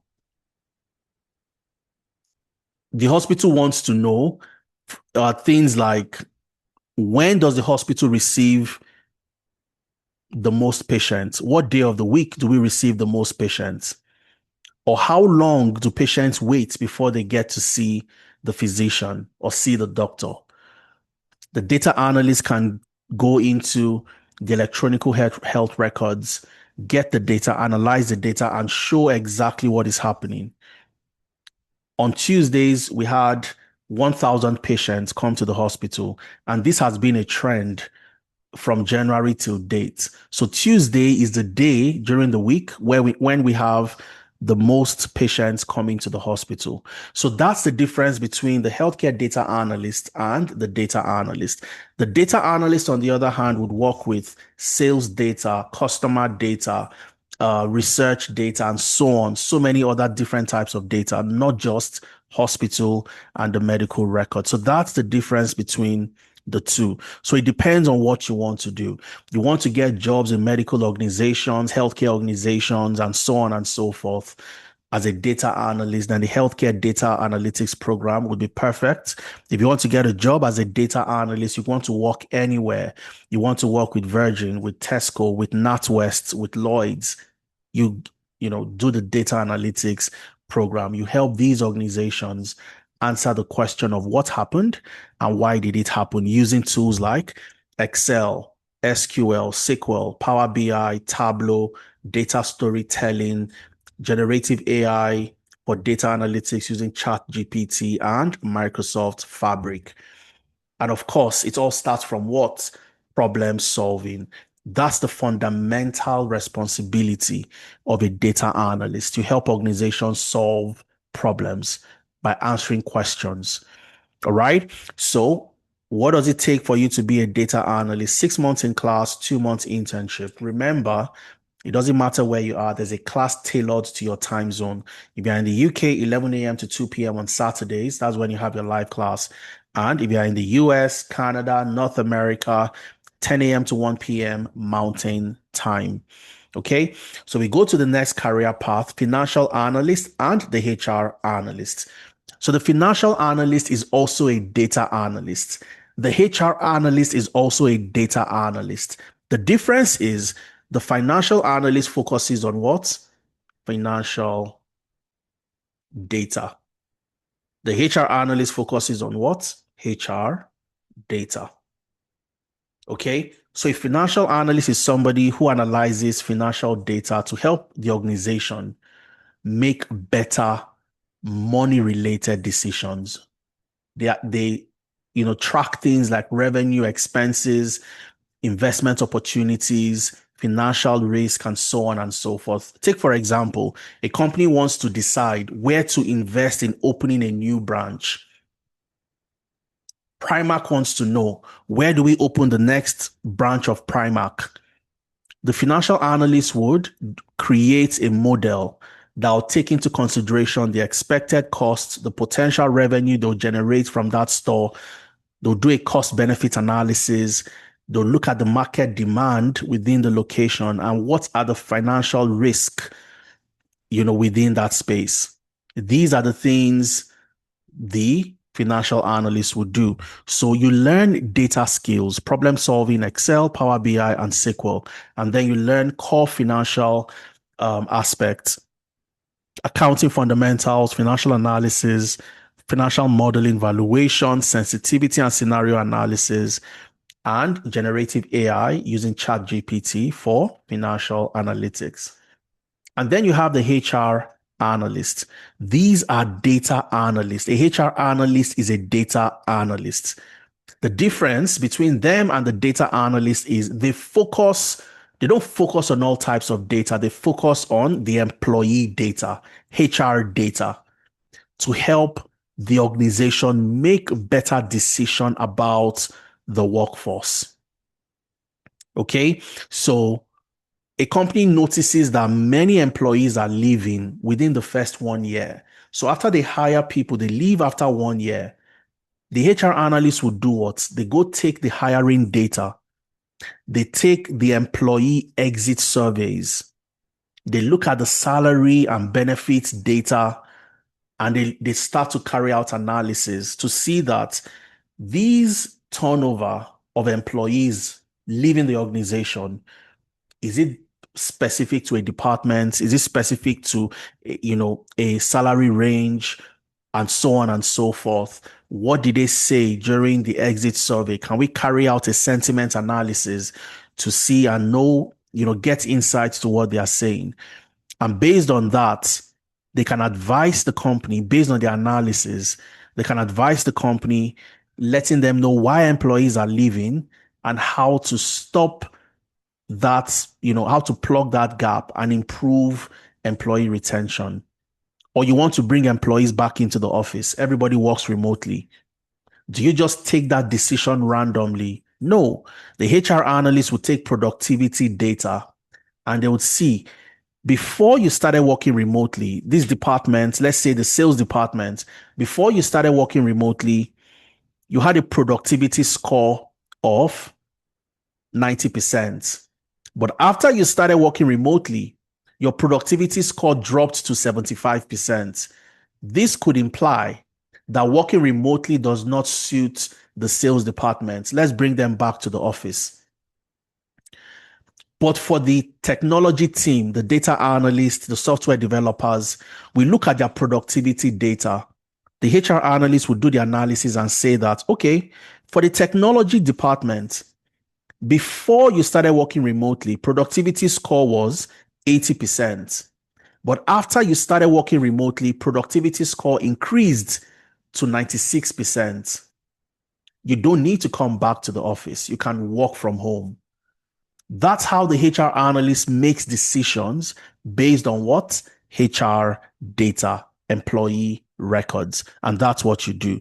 So you learn the same data skills, problem solving, Excel, Power BI, SQL, and then you learn core HR related areas, HR analytics and performance evaluation, HR metrics and life cycle, HR analysis and dashboarding, collaboration, and report automation, building your case and creating action, and generative AI for the HR analyst using ChatGPT.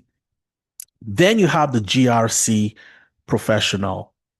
As a GRC professional, you are simply somebody who is helping the company stay safe. You are a cybersecurity professional, but the non-technical aspect of cybersecurity. So what do you do? Let's use a very simple example. Let's say a company is a house. As a GRC professional, one of the things you do is governance. You come up with the rules that guides all the things that happen in the house.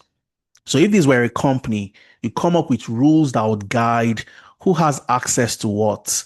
What do you need to do to gain access? What are the rules that governs these organizations to ensure that it is safe? Then you have the R for GR, which is risk. And this is where you do what? What can go wrong in this house? Okay, the doors are not properly, are not ideal. They can easily be broken into. Is there a possibility for fire, for theft, damages, and so on? So you look at risk within the organization. What are the potential risks that could happen? And then C for compliance. You make sure that those rules and regulations that have been created are followed. So you do compliance audits to ensure that who has this data, who is the custodian of data within the organization? How do we protect the data of the organization? Who has access? How do you gain access? And so on and so forth. You come up with those rules, you look at the potential risk, and you ensure that people comply, not just with the rules internally, but if you are within an industry that has regulations like medical organizations, hospitals, where you have HIPAA, for example, you have FIPA in Canada, and you have the GDPR. How do we protect employee data, and how do we ensure we are compliant with all the different industry regulations and so on and so forth? That's what you do as a GRC analyst. You put controls in place to prevent problems. You check if things are working. You monitor and you ensure compliance following all the laws and standards, and you report to management on any issues and how well the organization is adhering to standards within the space. All right. So you learn everything that needs to be learned as a GRC analyst. GRC and business, information security, regulatory landscape, and the GRC role in compliance. You learn how to design security controls.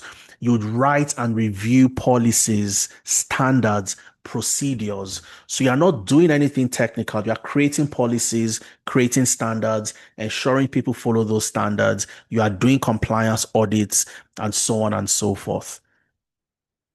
The learning timeline is similar. 6 months in class, 2 months internship, 11 a.m. to 2 p.m. in the UK. If you want to join the evening class, for those in the UK, 6 p.m. to 9 p.m. your time. And for those in the US, you have a class tailored to your time zone. So you're not joining class at odd hours, 10 a.m. to 1 p.m.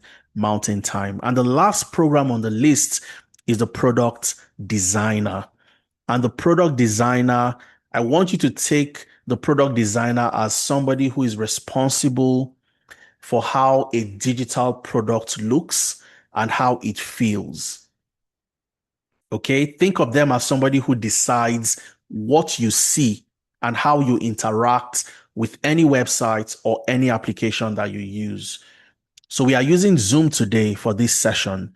When I say type into the chat, there is somewhere everybody rush to and you start to type into the chat.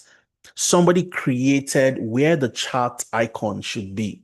They designed the interface of Zoom. How you experience the use of Zoom was designed by somebody. The color, the look and feel, and so on and so forth. Okay, that's the product designer. So you're not somebody who writes codes or who does anything technical in terms of programming. Your role is to simply do what? Design the user interface and the user experience. So if you're somebody who has a flair for design, you've worked before as a let's say you've worked before as a makeup designer, you've worked before as a what's it called? People that design houses. Okay, you've worked as a graphics designer, you've worked as somebody who designed how a house should be structured in terms of the colors, how the different arrangements should look like. You are from the creative arts and so on and so forth. Product design is a fantastic career path for you. Interior decorators, that's what I was trying to remember.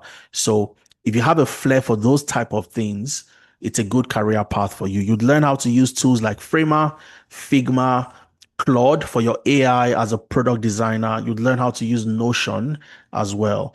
So you'll be learning user experience foundations and research, learn usability testing, portfolio and AI in product design. You'd learn how to build wireframes, visual designs, and prototypes using tools like what? Figma. Now, product design is the only program that has a different timeline and also the structure as well. So product design has one specific time, which is 2 p.m. to 5 p.m. UK time for those joining product design.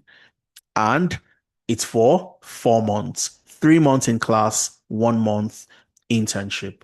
These are all the programs. And the reason why I took out time to explain in detail is so that you know exactly the skills required across each program.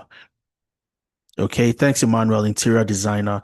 Olami Kunle is saying, is data science still a program? Yes, it is. But today's session, the session you are in today, Olami Lekon, is a session focused, Olami Kunle rather, I beg your pardon, is a session focused on non-coding career path. Data science requires coding. You'd learn how to code using Python. You'd use Python for exploratory data analysis, Python for machine learning, and so on and so forth. Okay. So today's session is for programs that require no coding. Salary range for data analyst and healthcare data analyst. I missed that. Let me go back and I'll share again. It's on my slide. You'd always have the opportunity to look at this when you get the slides. So make sure you fill the attendance. Don't forget. In the UK, it's about £47,000 per annum. And we've seen people get as high as £60,000. Okay. In Canada, 83,000 Canadian dollars. In the US, about 96,000 US dollars. Okay. So that's what you tend to get. That's the possibility of what you stand to get. But this is an average. It's not fixed. We've seen people get significantly higher, especially based on the sector, based on the way you're able to negotiate and so on and so forth, which is what we do for you. We show you how to do these things. And that brings me to your Tenalytics advantage. We've talked a lot about the skills. We've talked a lot about experience. Now I'll just highlight the employability skills. And that's simply because one of the things you get from us, we double down on the skills. That's a given. You learn the skills, you gain experience, you build a portfolio. But employability is what makes the difference. All the people you've seen that have gotten jobs, employability made a huge difference in them getting the role. And how does this play out? So once you've chosen the program you want to join and you learn the skills, we work with you, you learn every Saturdays, you have your live class, and any other day you're on the LMS. I'll go to the LMS in a few seconds. Then we help you package yourself. Packaging is presenting and positioning you as the best candidate for the job. So after gaining experience, we work on your CV to the standard CV, ATS compliant, keyword optimized, and this gets you into the room. We help with your LinkedIn optimization. We show you how to build your portfolio, your showroom where you keep all those projects. You join our mentorship sessions that are superb, absolutely amazing. You have professionals like myself. You have professionals like the co-founder. He's worked across multiple regions. We bring in other industry experts that come to speak to you and guide you through your journey. and you have the opportunity to ask questions and so on and so forth. And when you have interviews, we prep you for those interviews. And the interesting part is this. A lot of people ask me this question. Adeza, I've done, some training somewhere before. I got burnt because I needed support. I did not get support. You don't need to chase people to prep you for interviews. One of the things we do at Analytics is provide you with all the support that you need. So when you have an interview, this is your LMS, your learning management system. Any day, anytime you log into this platform, you've registered for Agile Project Management, for example, just come in here and click on Continue Learning. When you click on Continue Learning, it takes you to your classroom, okay? And you can watch any of the videos at your own convenience. You can learn anything you want to learn on a Monday afternoon, on a Monday morning. This is your LMS, your learning management system. You practice and so on. Then you have an interview. What do? You go to your dashboard and you'd see where you have interview prep. All you need to do is schedule an interview. Click on that, enter your details, enter the stage of your interview, copy and paste the link to the job, copy and paste the job description, and finally upload the CV you've used to apply.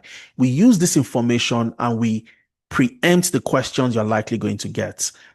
And somebody will join you. If you want to get prepped for an interview tomorrow on Sunday, you can get prepped.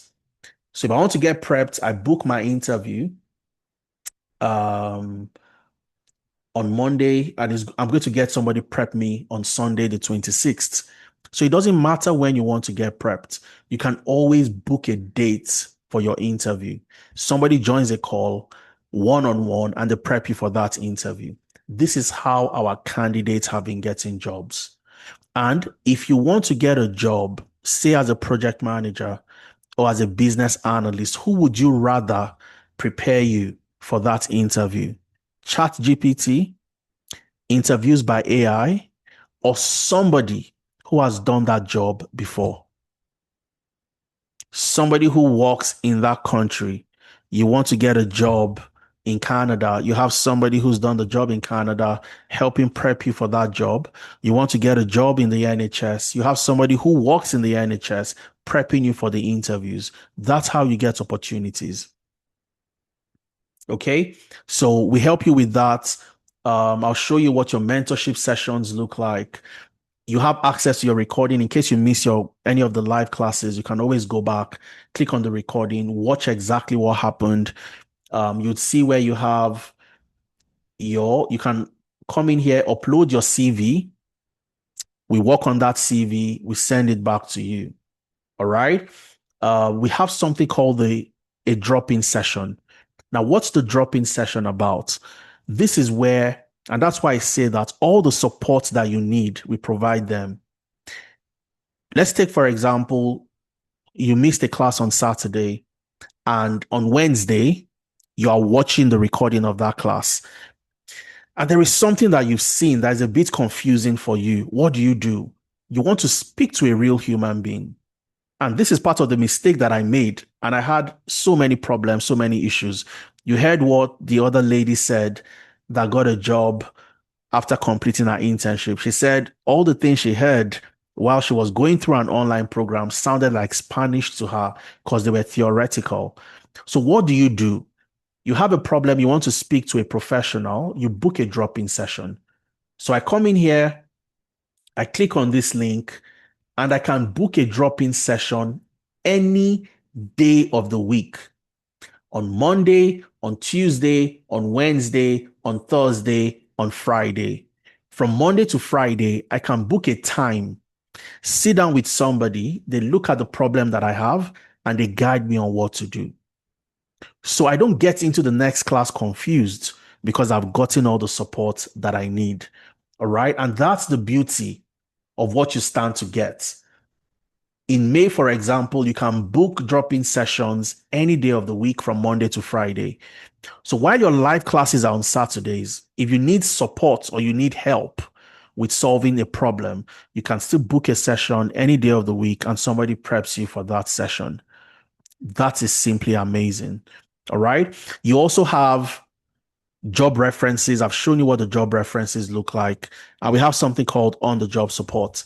So when you get a job and the initial aspects, the initial parts, you see a project that seems a bit tougher than you anticipated, we work with you on that project to help you have a solid footing on the role. We do that for about 1 month, and then you have a solid footing and you know exactly what to do. And when it comes to apply, we show you how to tailor your CVs to jobs. We show you the number, the quality, and the volume you need to put in every single day. And more importantly, we have something called the paid and the hidden job market. So for those looking for sponsorship, one of the first things we do is give you access to exclusive visa sponsored jobs. Exclusive. And the beauty about this is you're applying to jobs that your counterparts don't have access to. So these platforms are paid, but we pay as an organization and we make these jobs available to you. So all you need to do is go to your classroom, under where you have important materials, you would see something called job offers. So when you go to job offers and you click on the link, you'd see the jobs that come with sponsorship. Does it come with sponsorship? True, true, true, true, true. These are visa sponsored roles across the US, across Canada, across Nigeria, across the UK, and so on. And every single Sunday, you have these jobs posted. So what you do is before you start applying to the other platforms that we would show you, you start from here. So we show you how to apply, where to apply, and that's how you get interviews a lot faster. And that's what gets you the job. Okay. And one of the things that puts you at, you have that ease of mind is Tenalytics is accredited by the CPD in the UK and also the American Council of Training and Development. So you don't just learn with us, you also earn globally recognized proof of the skills that you have. Okay, so what this shows is that your learning meets international professional standards. It signals to employers that you had structured. If employers even ask you about it, what you've gotten is structured, is practical, and it positions you as somebody who is serious for the job. I don't double down on this. I don't tell people to focus on certificates, but I want you to know you have that confidence if it ever comes up that your certificate is accredited by the CPD in the UK and the American Council of Training and Development. Okay, so there are many other professionals. I'm not going to waste too much time going into testimonials of people. There are a lot of them, and I have a lot on my slide. Like Mary, who got a sponsorship in March 2025, and she sent a screenshot. She was super excited. She's on 5 years, a 5-year pathway to ILR, and so on and so forth. Mawutin got a job as a pathology data analyst. Oluwatosin got a job as a fraud analyst because of one of the projects that he completed, a project on fraud detection. I'll show you the exact project that helped Oluwatosin get this job. That's the project on. I think I opened it earlier. Let me see. If not, I'll open it again. Okay, I'll show you the exact project that helped Oluwatosin get this job as a fraud analyst. He's currently a senior fraud investigator at the moment with the NHS. Okay, so this is the project. And that's how your project becomes your work experience. Your project becomes your work experience. So I'll show you the project very quickly. That's the project, Bank Fraud Detection and Prevention. So when he got into an interview and they asked him the question, tell me a time you've ever solved a fraud related problem. And he was able to speak about this project. And today, Oluwatosin is doing amazingly well. I'll see if I can find him on, I can't remember his surname. Oluwatosin. I can't remember his surname, unfortunately. Adeleye, is it Adeleye?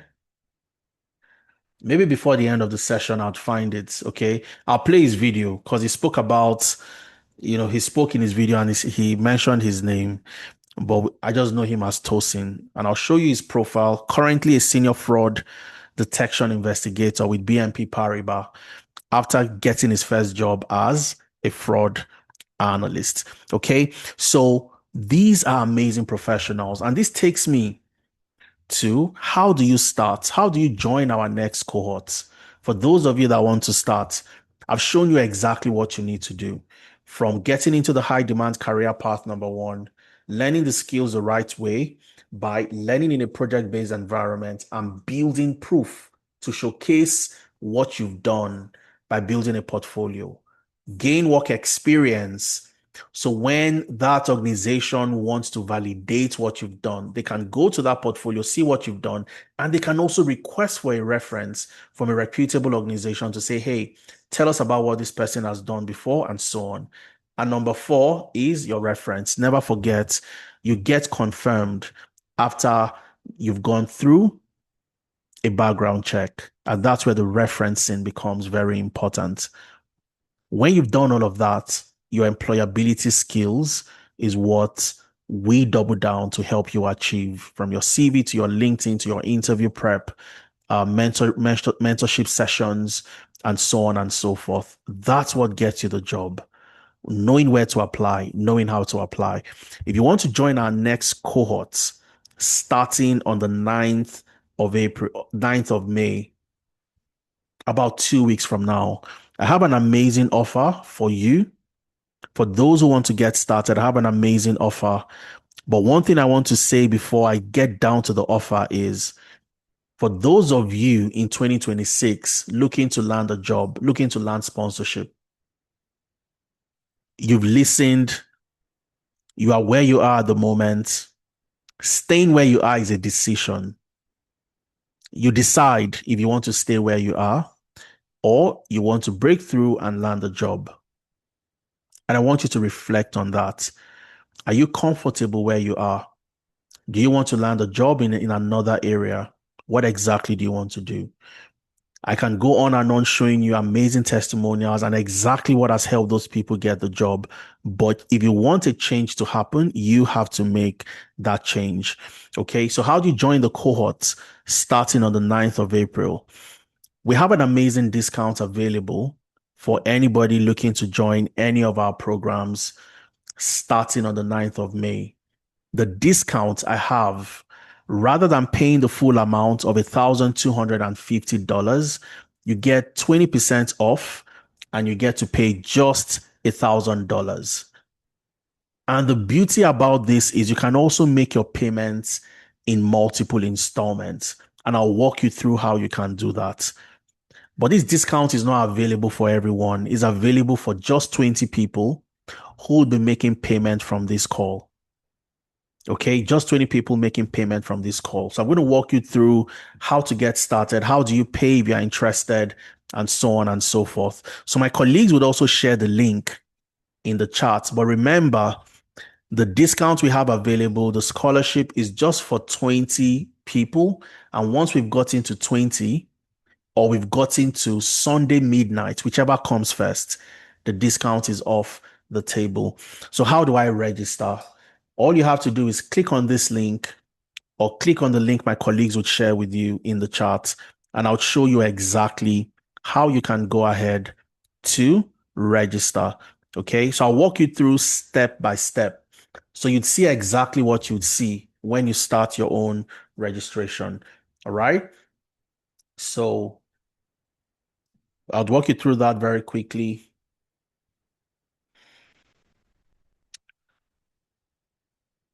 Just give me 1 second.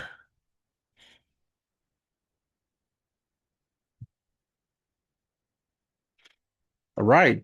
So when you get into the website, okay, you'd see Start Learning, and you can select any of the programs you see here, or better still, you click on View All Courses. So if you click on View All Courses, it takes you to all the programs. Okay, all courses, coding careers. Today, remember, we did what? Non-coding careers.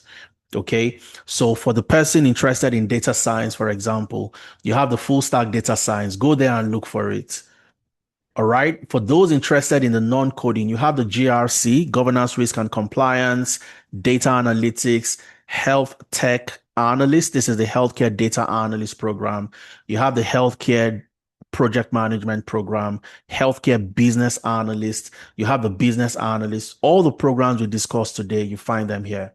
So let's say I'm interested in registering for the health tech analyst or data analytics. What do? I click on enroll. Okay, I click on enroll. And the moment you do that, you'll be requested or required to create an account. Okay, so I can go ahead and click on enroll, or I can just continue with Google. I can enter my email and create an account. Okay, but what I'll do is to click on what? Enroll. So when I click on enroll, I'll be required to enter my details. So I enter my first name, my surname, and I would also enter my email. Okay, so just give me 1 second and I'll enter my email. I'll show you how to create a profile. So you have access to the discount, you have access to the program itself, and then I'll take questions before we wrap up. All right, so you enter your phone number because you'd also be required to confirm your email and also your phone number. Okay, so 1661. All right, so you read the terms and conditions. I have read the terms and conditions, verify, and you do what? You sign up. So the moment you sign up, it takes you to the payment page, and this is where it gets exciting. All right, so you can join the May cohort starting on the 9th of May, or you can join the June cohort starting on the 6th of June. The beauty about this is if you have commitments in May and you can't start in the next 2 weeks, you can still enjoy the discounts and start in June. All right. But I want to start in May. I want to get my journey started. I still have enough time to learn an amazing skill and land a job in 2026. So let's start in May. Now, for the discounts that I mentioned, you can also make payments in multiple installments. So it makes it a lot easier for you to start. And I'll start from the one-time payment. So for those that want to pay once, okay, and enjoy more discounts. So I already have a 20% off. Instead of paying 1,250, I get to pay 1,000. But if I make a one-time payment, instead of paying 1,250, I get to pay just $850, which means I save an additional $400 in total. That's the best value. Anybody wants to save as much as possible, and that's the best value. A lot of people go for this option. I have another option for 2 installments, which means I can make payments in 2 installments. I make one payment today, I make the next payment the following month. All right. And instead of paying 1,250, I get to pay just $900. So I save a total of $350. And the most flexible option is instead of paying 1,250, I get to pay $1,000. That's the 20% off. So you still save $250 by going with the flexible option. All right. And you can change the currency. You're in the UK, you can pay in pounds. All I need to do is I click on this, I click on pounds, and I can pay. If I'm paying in 5 installments, I choose the flexible option. I pay £153 for 5 months. That's the cost of, a visit to Primark, a visit to River Island, £153. And this is all it takes for you to start your journey that transforms your career, transforms your life entirely, essentially. If I'm paying in pounds and I'm paying in 2 installments, instead of £957, I get to pay just £690. So I save $267. And if I'm making a one-time payment, instead of paying $957, I get to pay just £651. So I save £306. Okay, so let's assume I'm going for the 5 installments. I want the flexible option, $153 per month for 5 months. I go there, I click on that. I click on I've confirmed my information is correct. I've read the terms and conditions. and I click on pay, confirm all my details, and I click on pay. Okay, so the moment I click on pay, about 5 people have already taken advantage. I can see that on my screen. 5 people here from the call have paid already. That's amazing. So we have 15 slots left. All right. So I'm just going to show you. I'd enter my card details. So you can also do the same. Enter your card details.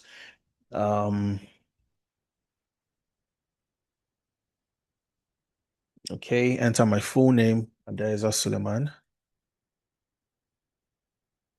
All right. Enter your postcode. And the moment you do that, just simply click on what? Pay. So you'd see the discounts that you have, how much you should have paid if you didn't have the discounts today, the discounts, and then the total you'll be paying today to get you into the program. This is what gets you into the program. And you do this for a month. The next month, you make the next payment, and so on and so on. Okay, so I click on pay. And the moment I click on pay, once my payment is confirmed, I'll be required to do what? Complete my profile. So I'll confirm my email, I'll confirm my phone number, and then I'll be required to do what? Complete my profile. So it's pretty straightforward. Okay, pretty straightforward. Your sign up is complete. Tell us a little bit more about yourself. So I'd enter the country. I'm joining from the United Kingdom, gender, male, enter my phone number, or let me choose. So I'd use this particular number. So let's change this. Okay. Okay, so I click on verify. So when you click on verify, you get an OTP, and I'll simply just type in the OTP.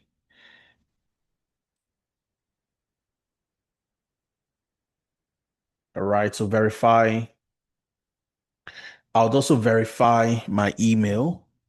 Now, if you don't see the OTP in your email, go to your spam. If you go to your spam, you find the email somewhere there. Okay, so go to your email. If you don't, go to your spam if you don't find the OTP. So I'll verify my email as well. 05425. All right, and then I click on verify. So once I've done this, time zone. So my time zone to also know when you want to start your classes and so on. So MST, preferred time class. I want to go for the classes based on my time zone. Okay. So 10 a.m. to 1 p.m. MST. If you're in the UK, for example, 11 a.m. to 2 p.m. BST, British Summer Time. How did you find us? I found you on LinkedIn, on Instagram. Okay. You enter your LinkedIn profile, which is optional. You can complete all of these later. So click on next, upload your photo for, for your profile and so on. I can complete this later. I click on next. Okay. And I start my onboarding. Okay. So your onboarding is where you are required to watch a couple of videos. You're going to see me welcoming you to the session, welcoming you to your program. You meet with your team. So you meet with your team. We show you how to install all the tools and technologies. You learn about the class etiquettes. You know how to escalate if you have questions or challenges or issues. And then you complete a readiness quiz. When you've done all of that, you have access to the LMS. So even before you start on the 9th of May, if you have an interview, or you have, you need some interview prep, interview support, we can start doing that for you.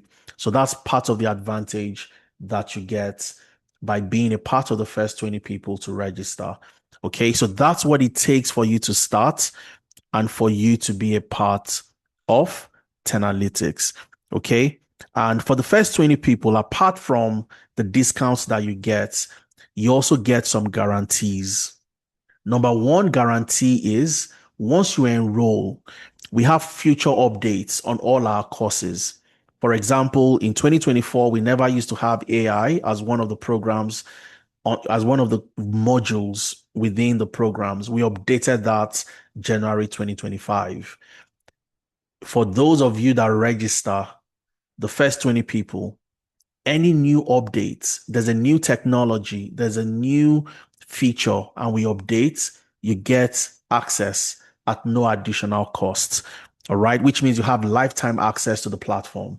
Number two, we know that life happens and sometimes work gets very busy, you fall behind.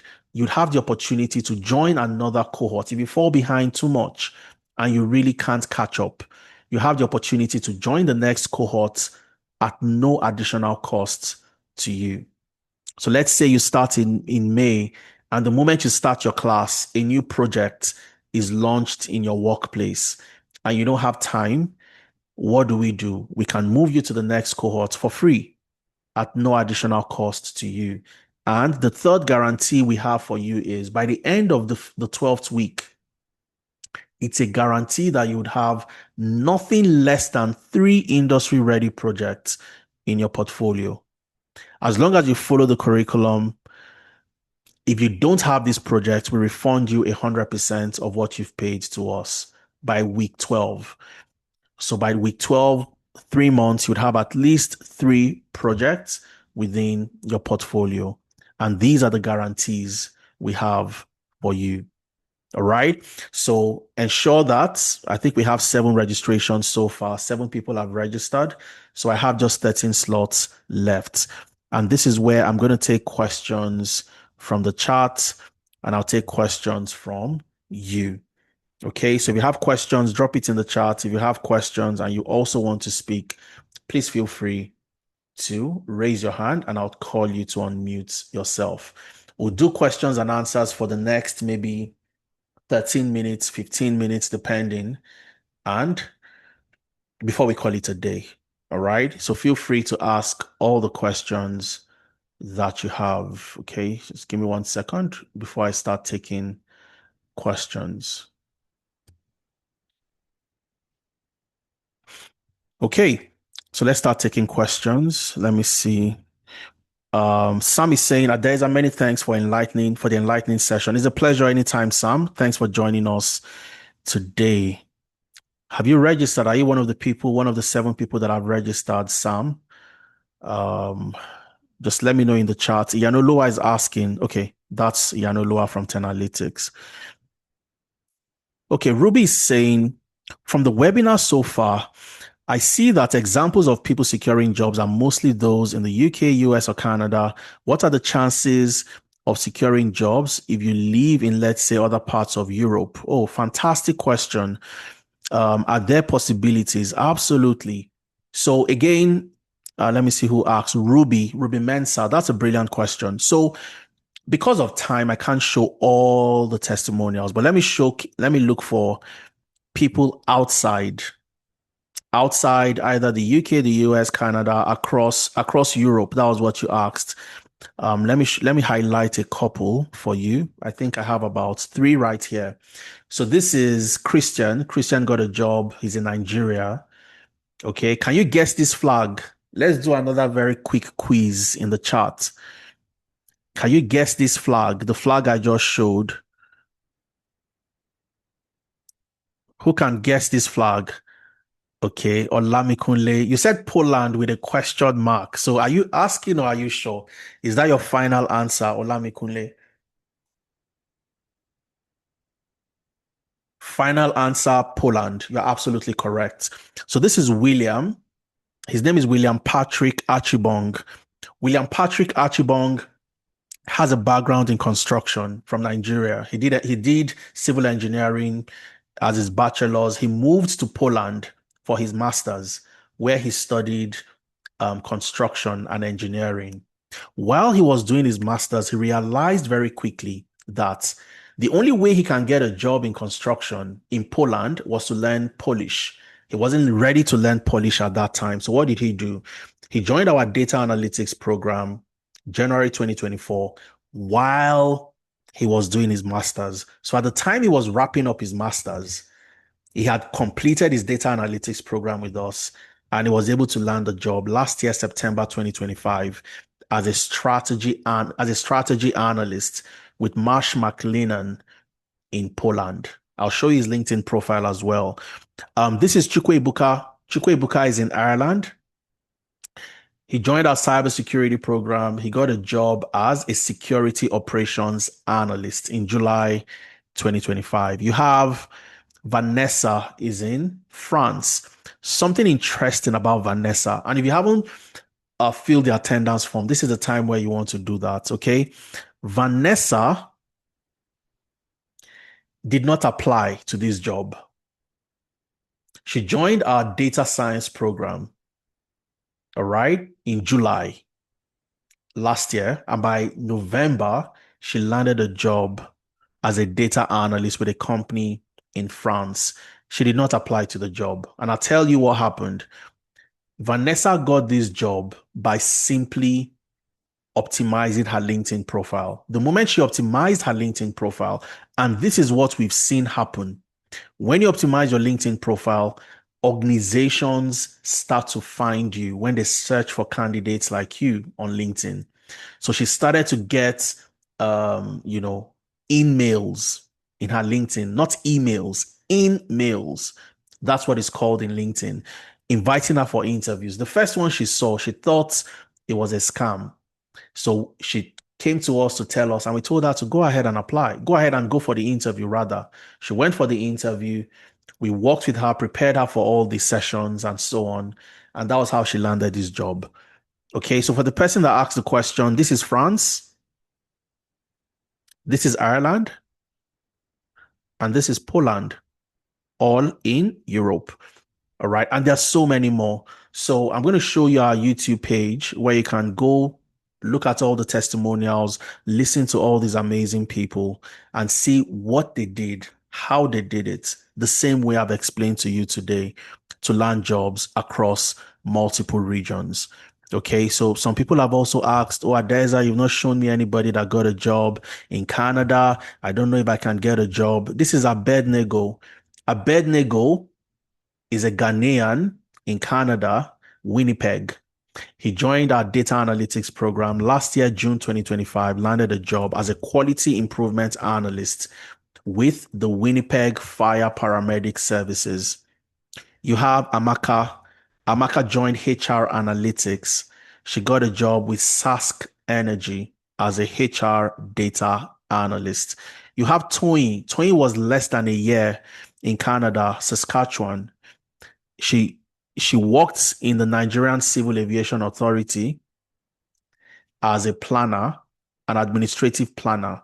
She moved to Canada. She didn't know how to transform her past experience.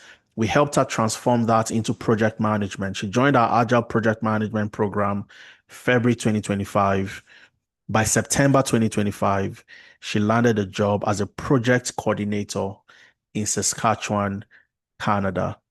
All right.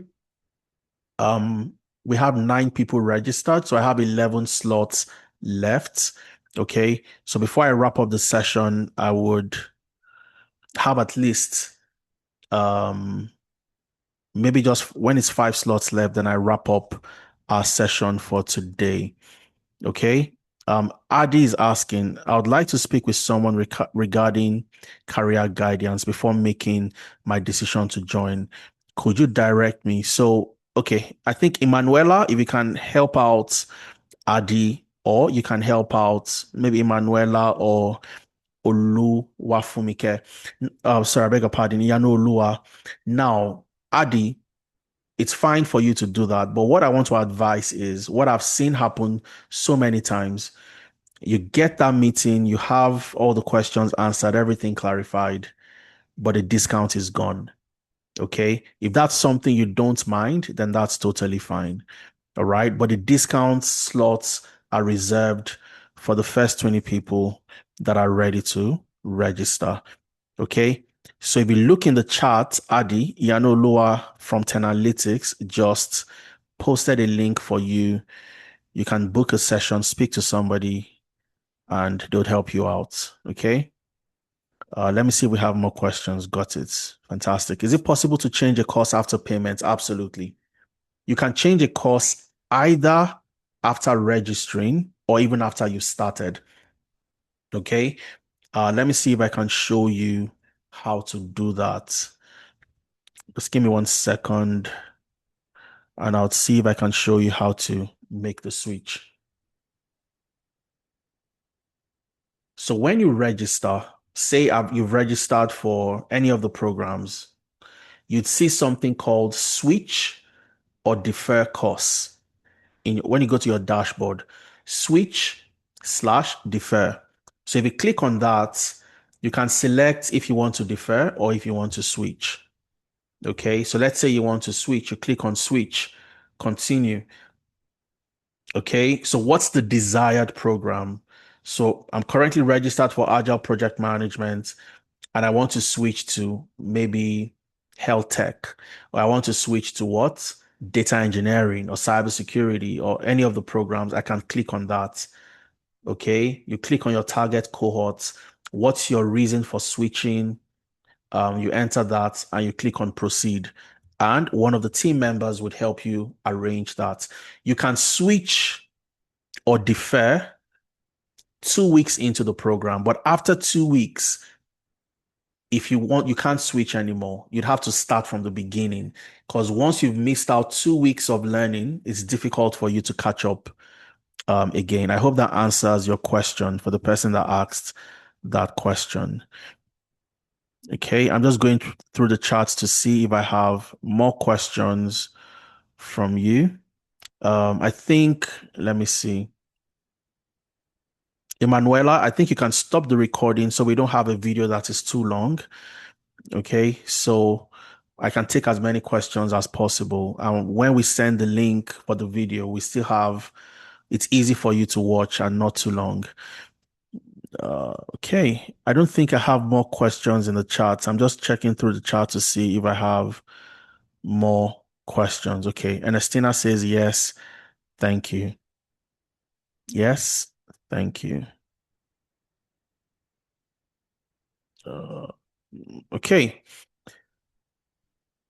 I said I was going to show you, I'll show you Abednego's profile, and I said I promised I was also going to show whose profile again? Somebody in, okay, that's William. William in Poland. All right. So let's go to William's profile. William Achibong. So William, that's the gentleman right there. He studied, I don't know how to pronounce this, Wrocław University. That's in Poland. So one of the things you'd see is you both worked at Tenalytics. And if you scroll through his profile, you'd see worked with Tenalytics as a data analyst. And that was when he got his job as a strategy analyst, October 2025, with Marsh McLennan. And if you go to his responsibilities, you'd see what he does every day for them. Okay. Cut monthly headcount reporting time by 67% through Power Query automation in Excel. These are things you learn in class. Power Query using Excel. Okay. Develop and maintain internal dashboards, standardized reporting templates in Power BI and Excel. That's what he's doing at the moment with Marsh McLennan. This was when he got the job and he made a post about it. I'm excited that I've officially joined Marsh as a strategy analyst. So that's William, and that's me right there giving him a thumbs up. Congratulations, William. Amaka Daniels was William's trainer. Okay, so Amaka was William's trainer. Congratulations, William. I'm super proud of this achievement. Amaka trained William, and William got this job as a strategy analyst with Marsh McLennan. And also Abednego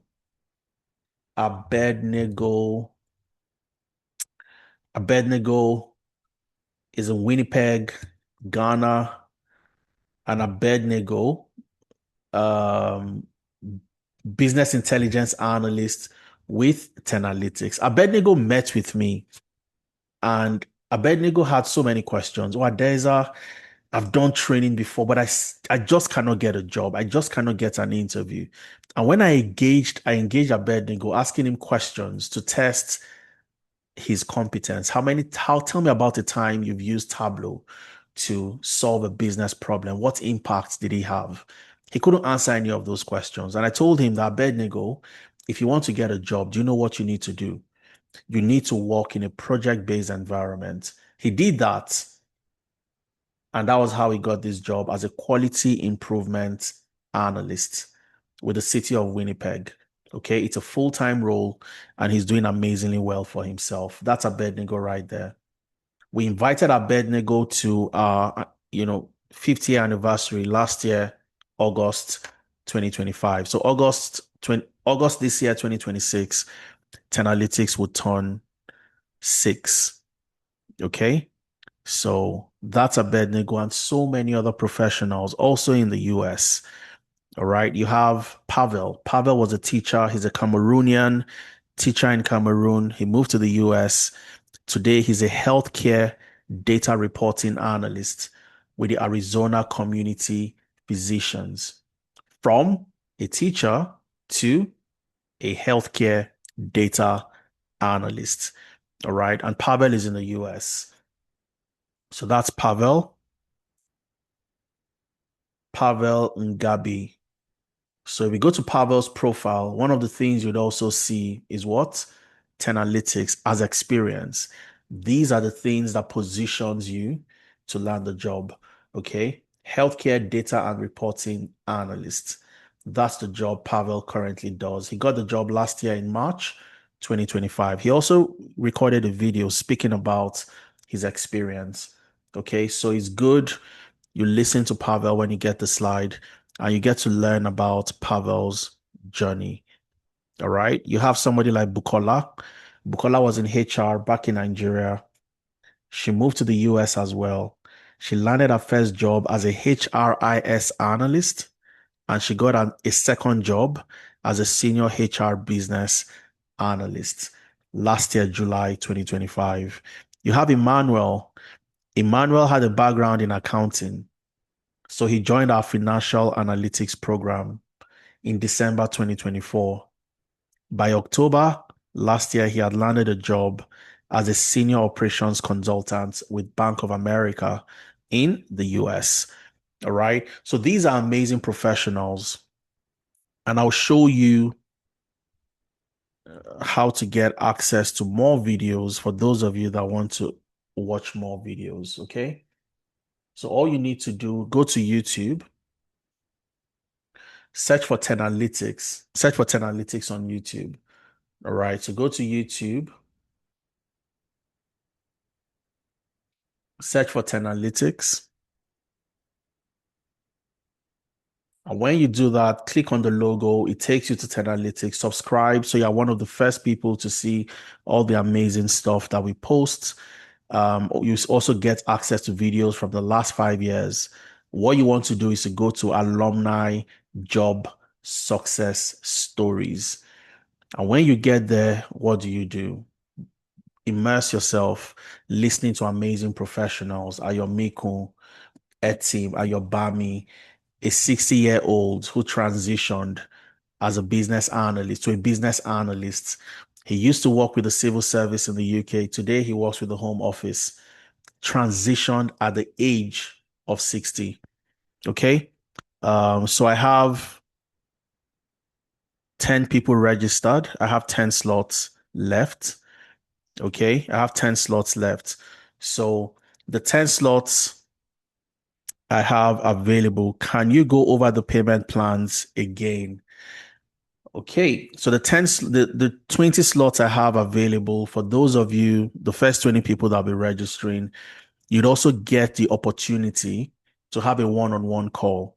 So maybe you're confused, you're not entirely sure what to do, and so on. You'd have the opportunity to join a one-on-one session where a career coach would reach out to you between Monday and Friday next week. And you'd set up a time, your preferred time. They call you at that time and you have a conversation around how you want to map out your journey, the career path you've registered for. Is that the best career path for you? Do you want to change into something else? And they guide you.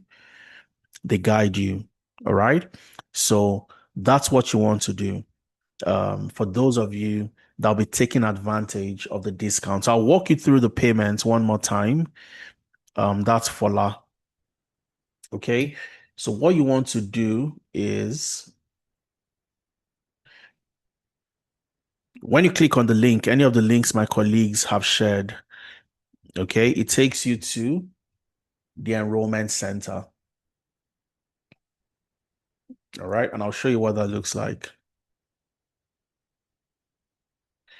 Okay, I have to enter this again. Just give me 1 second.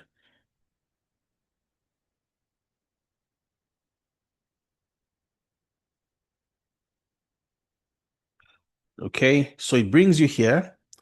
This is the website, essentially, Tenalytics website. Okay, so if you go to www.tenalytics.io, it takes you to the website. You go to Start Learning. You can select the programs from here, or you can simply click on View All Courses.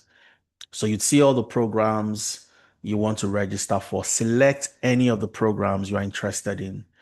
So say you're interested in data analytics, for example, GRC, health tech, click on enroll. And when you do that, what next? Click on enroll. Okay, so I want to register for the health tech analyst program. I click on enroll. You would have to create an account.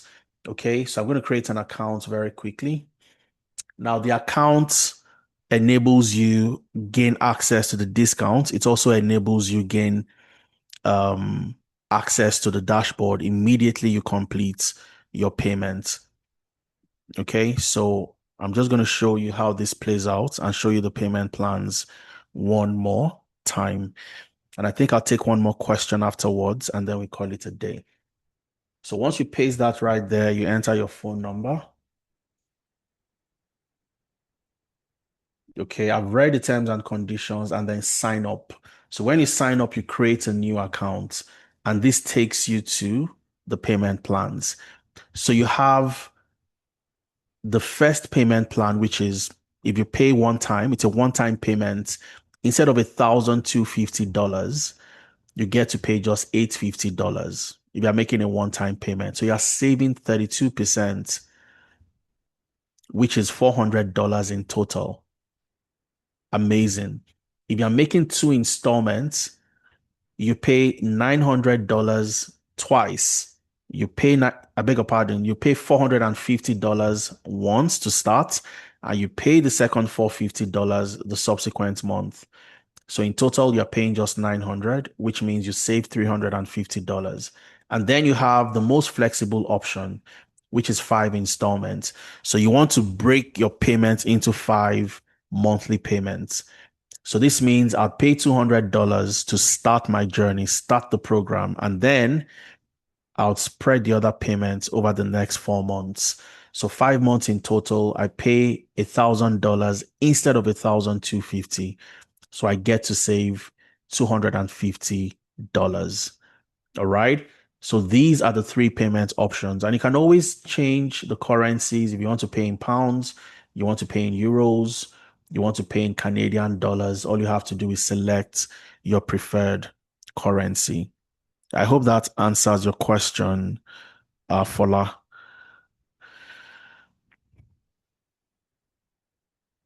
I need a link to make payment at Deshola. Okay, so Emanuela has shared that with you at Deshola. I still have 10 more slots left.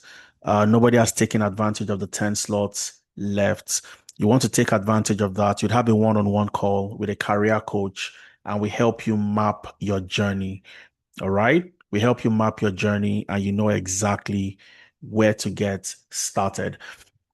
So I'm going to wrap up my session now. I'm not sure I have any more questions. If you've had a fantastic time today, you've had a great time today, type in a yes into the chat. You learned something new from today's session. Type in a yes into the chat.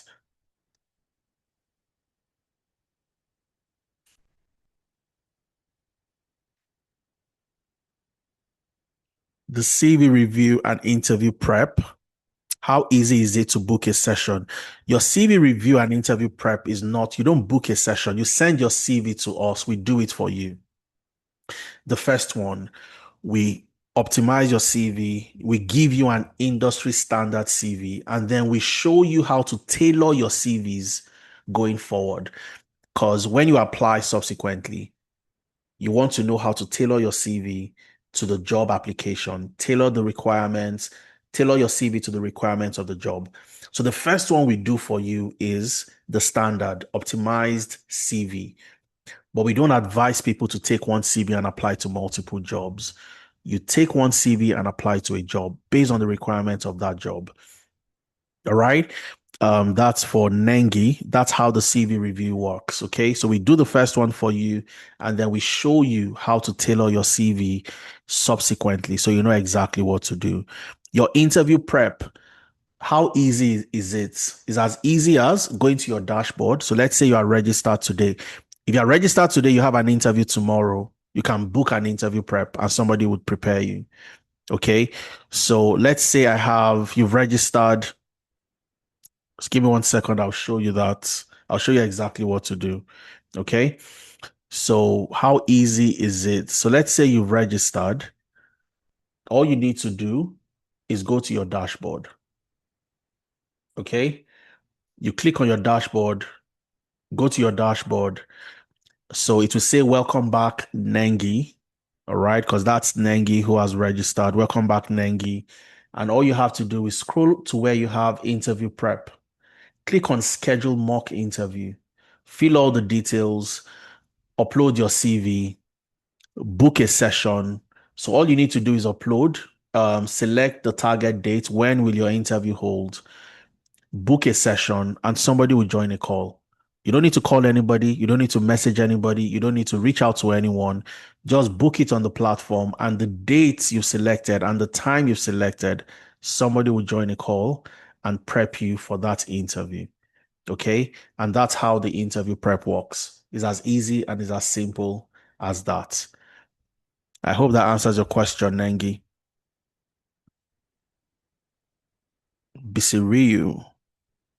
Olamikunle. Yes, Akoro. Olamikunle is from my neck of the woods in Nigeria. Thank you very much, Olamikunle. I see. Yes, it does. Thanks, Nengi. All right. So we're going to call it a day at this point. We spent 2 hours, 43 minutes in today's session. So thank you very much for being a part of your Saturday. All right. I would love to see and love to work with all of you, helping you get your journey started and helping you move into the career path you're interested in getting into. Take advantage. I have just 10 slots left. Usually by the end of the session, when people have gone to watch more testimonials and all of that, the discounts are gone. All the slots are gone.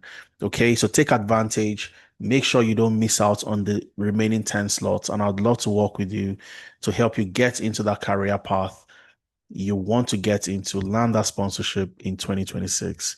Okay, thank you very much, Sam, and enjoy the rest of your weekend. Cheers, everyone, and have an amazing time.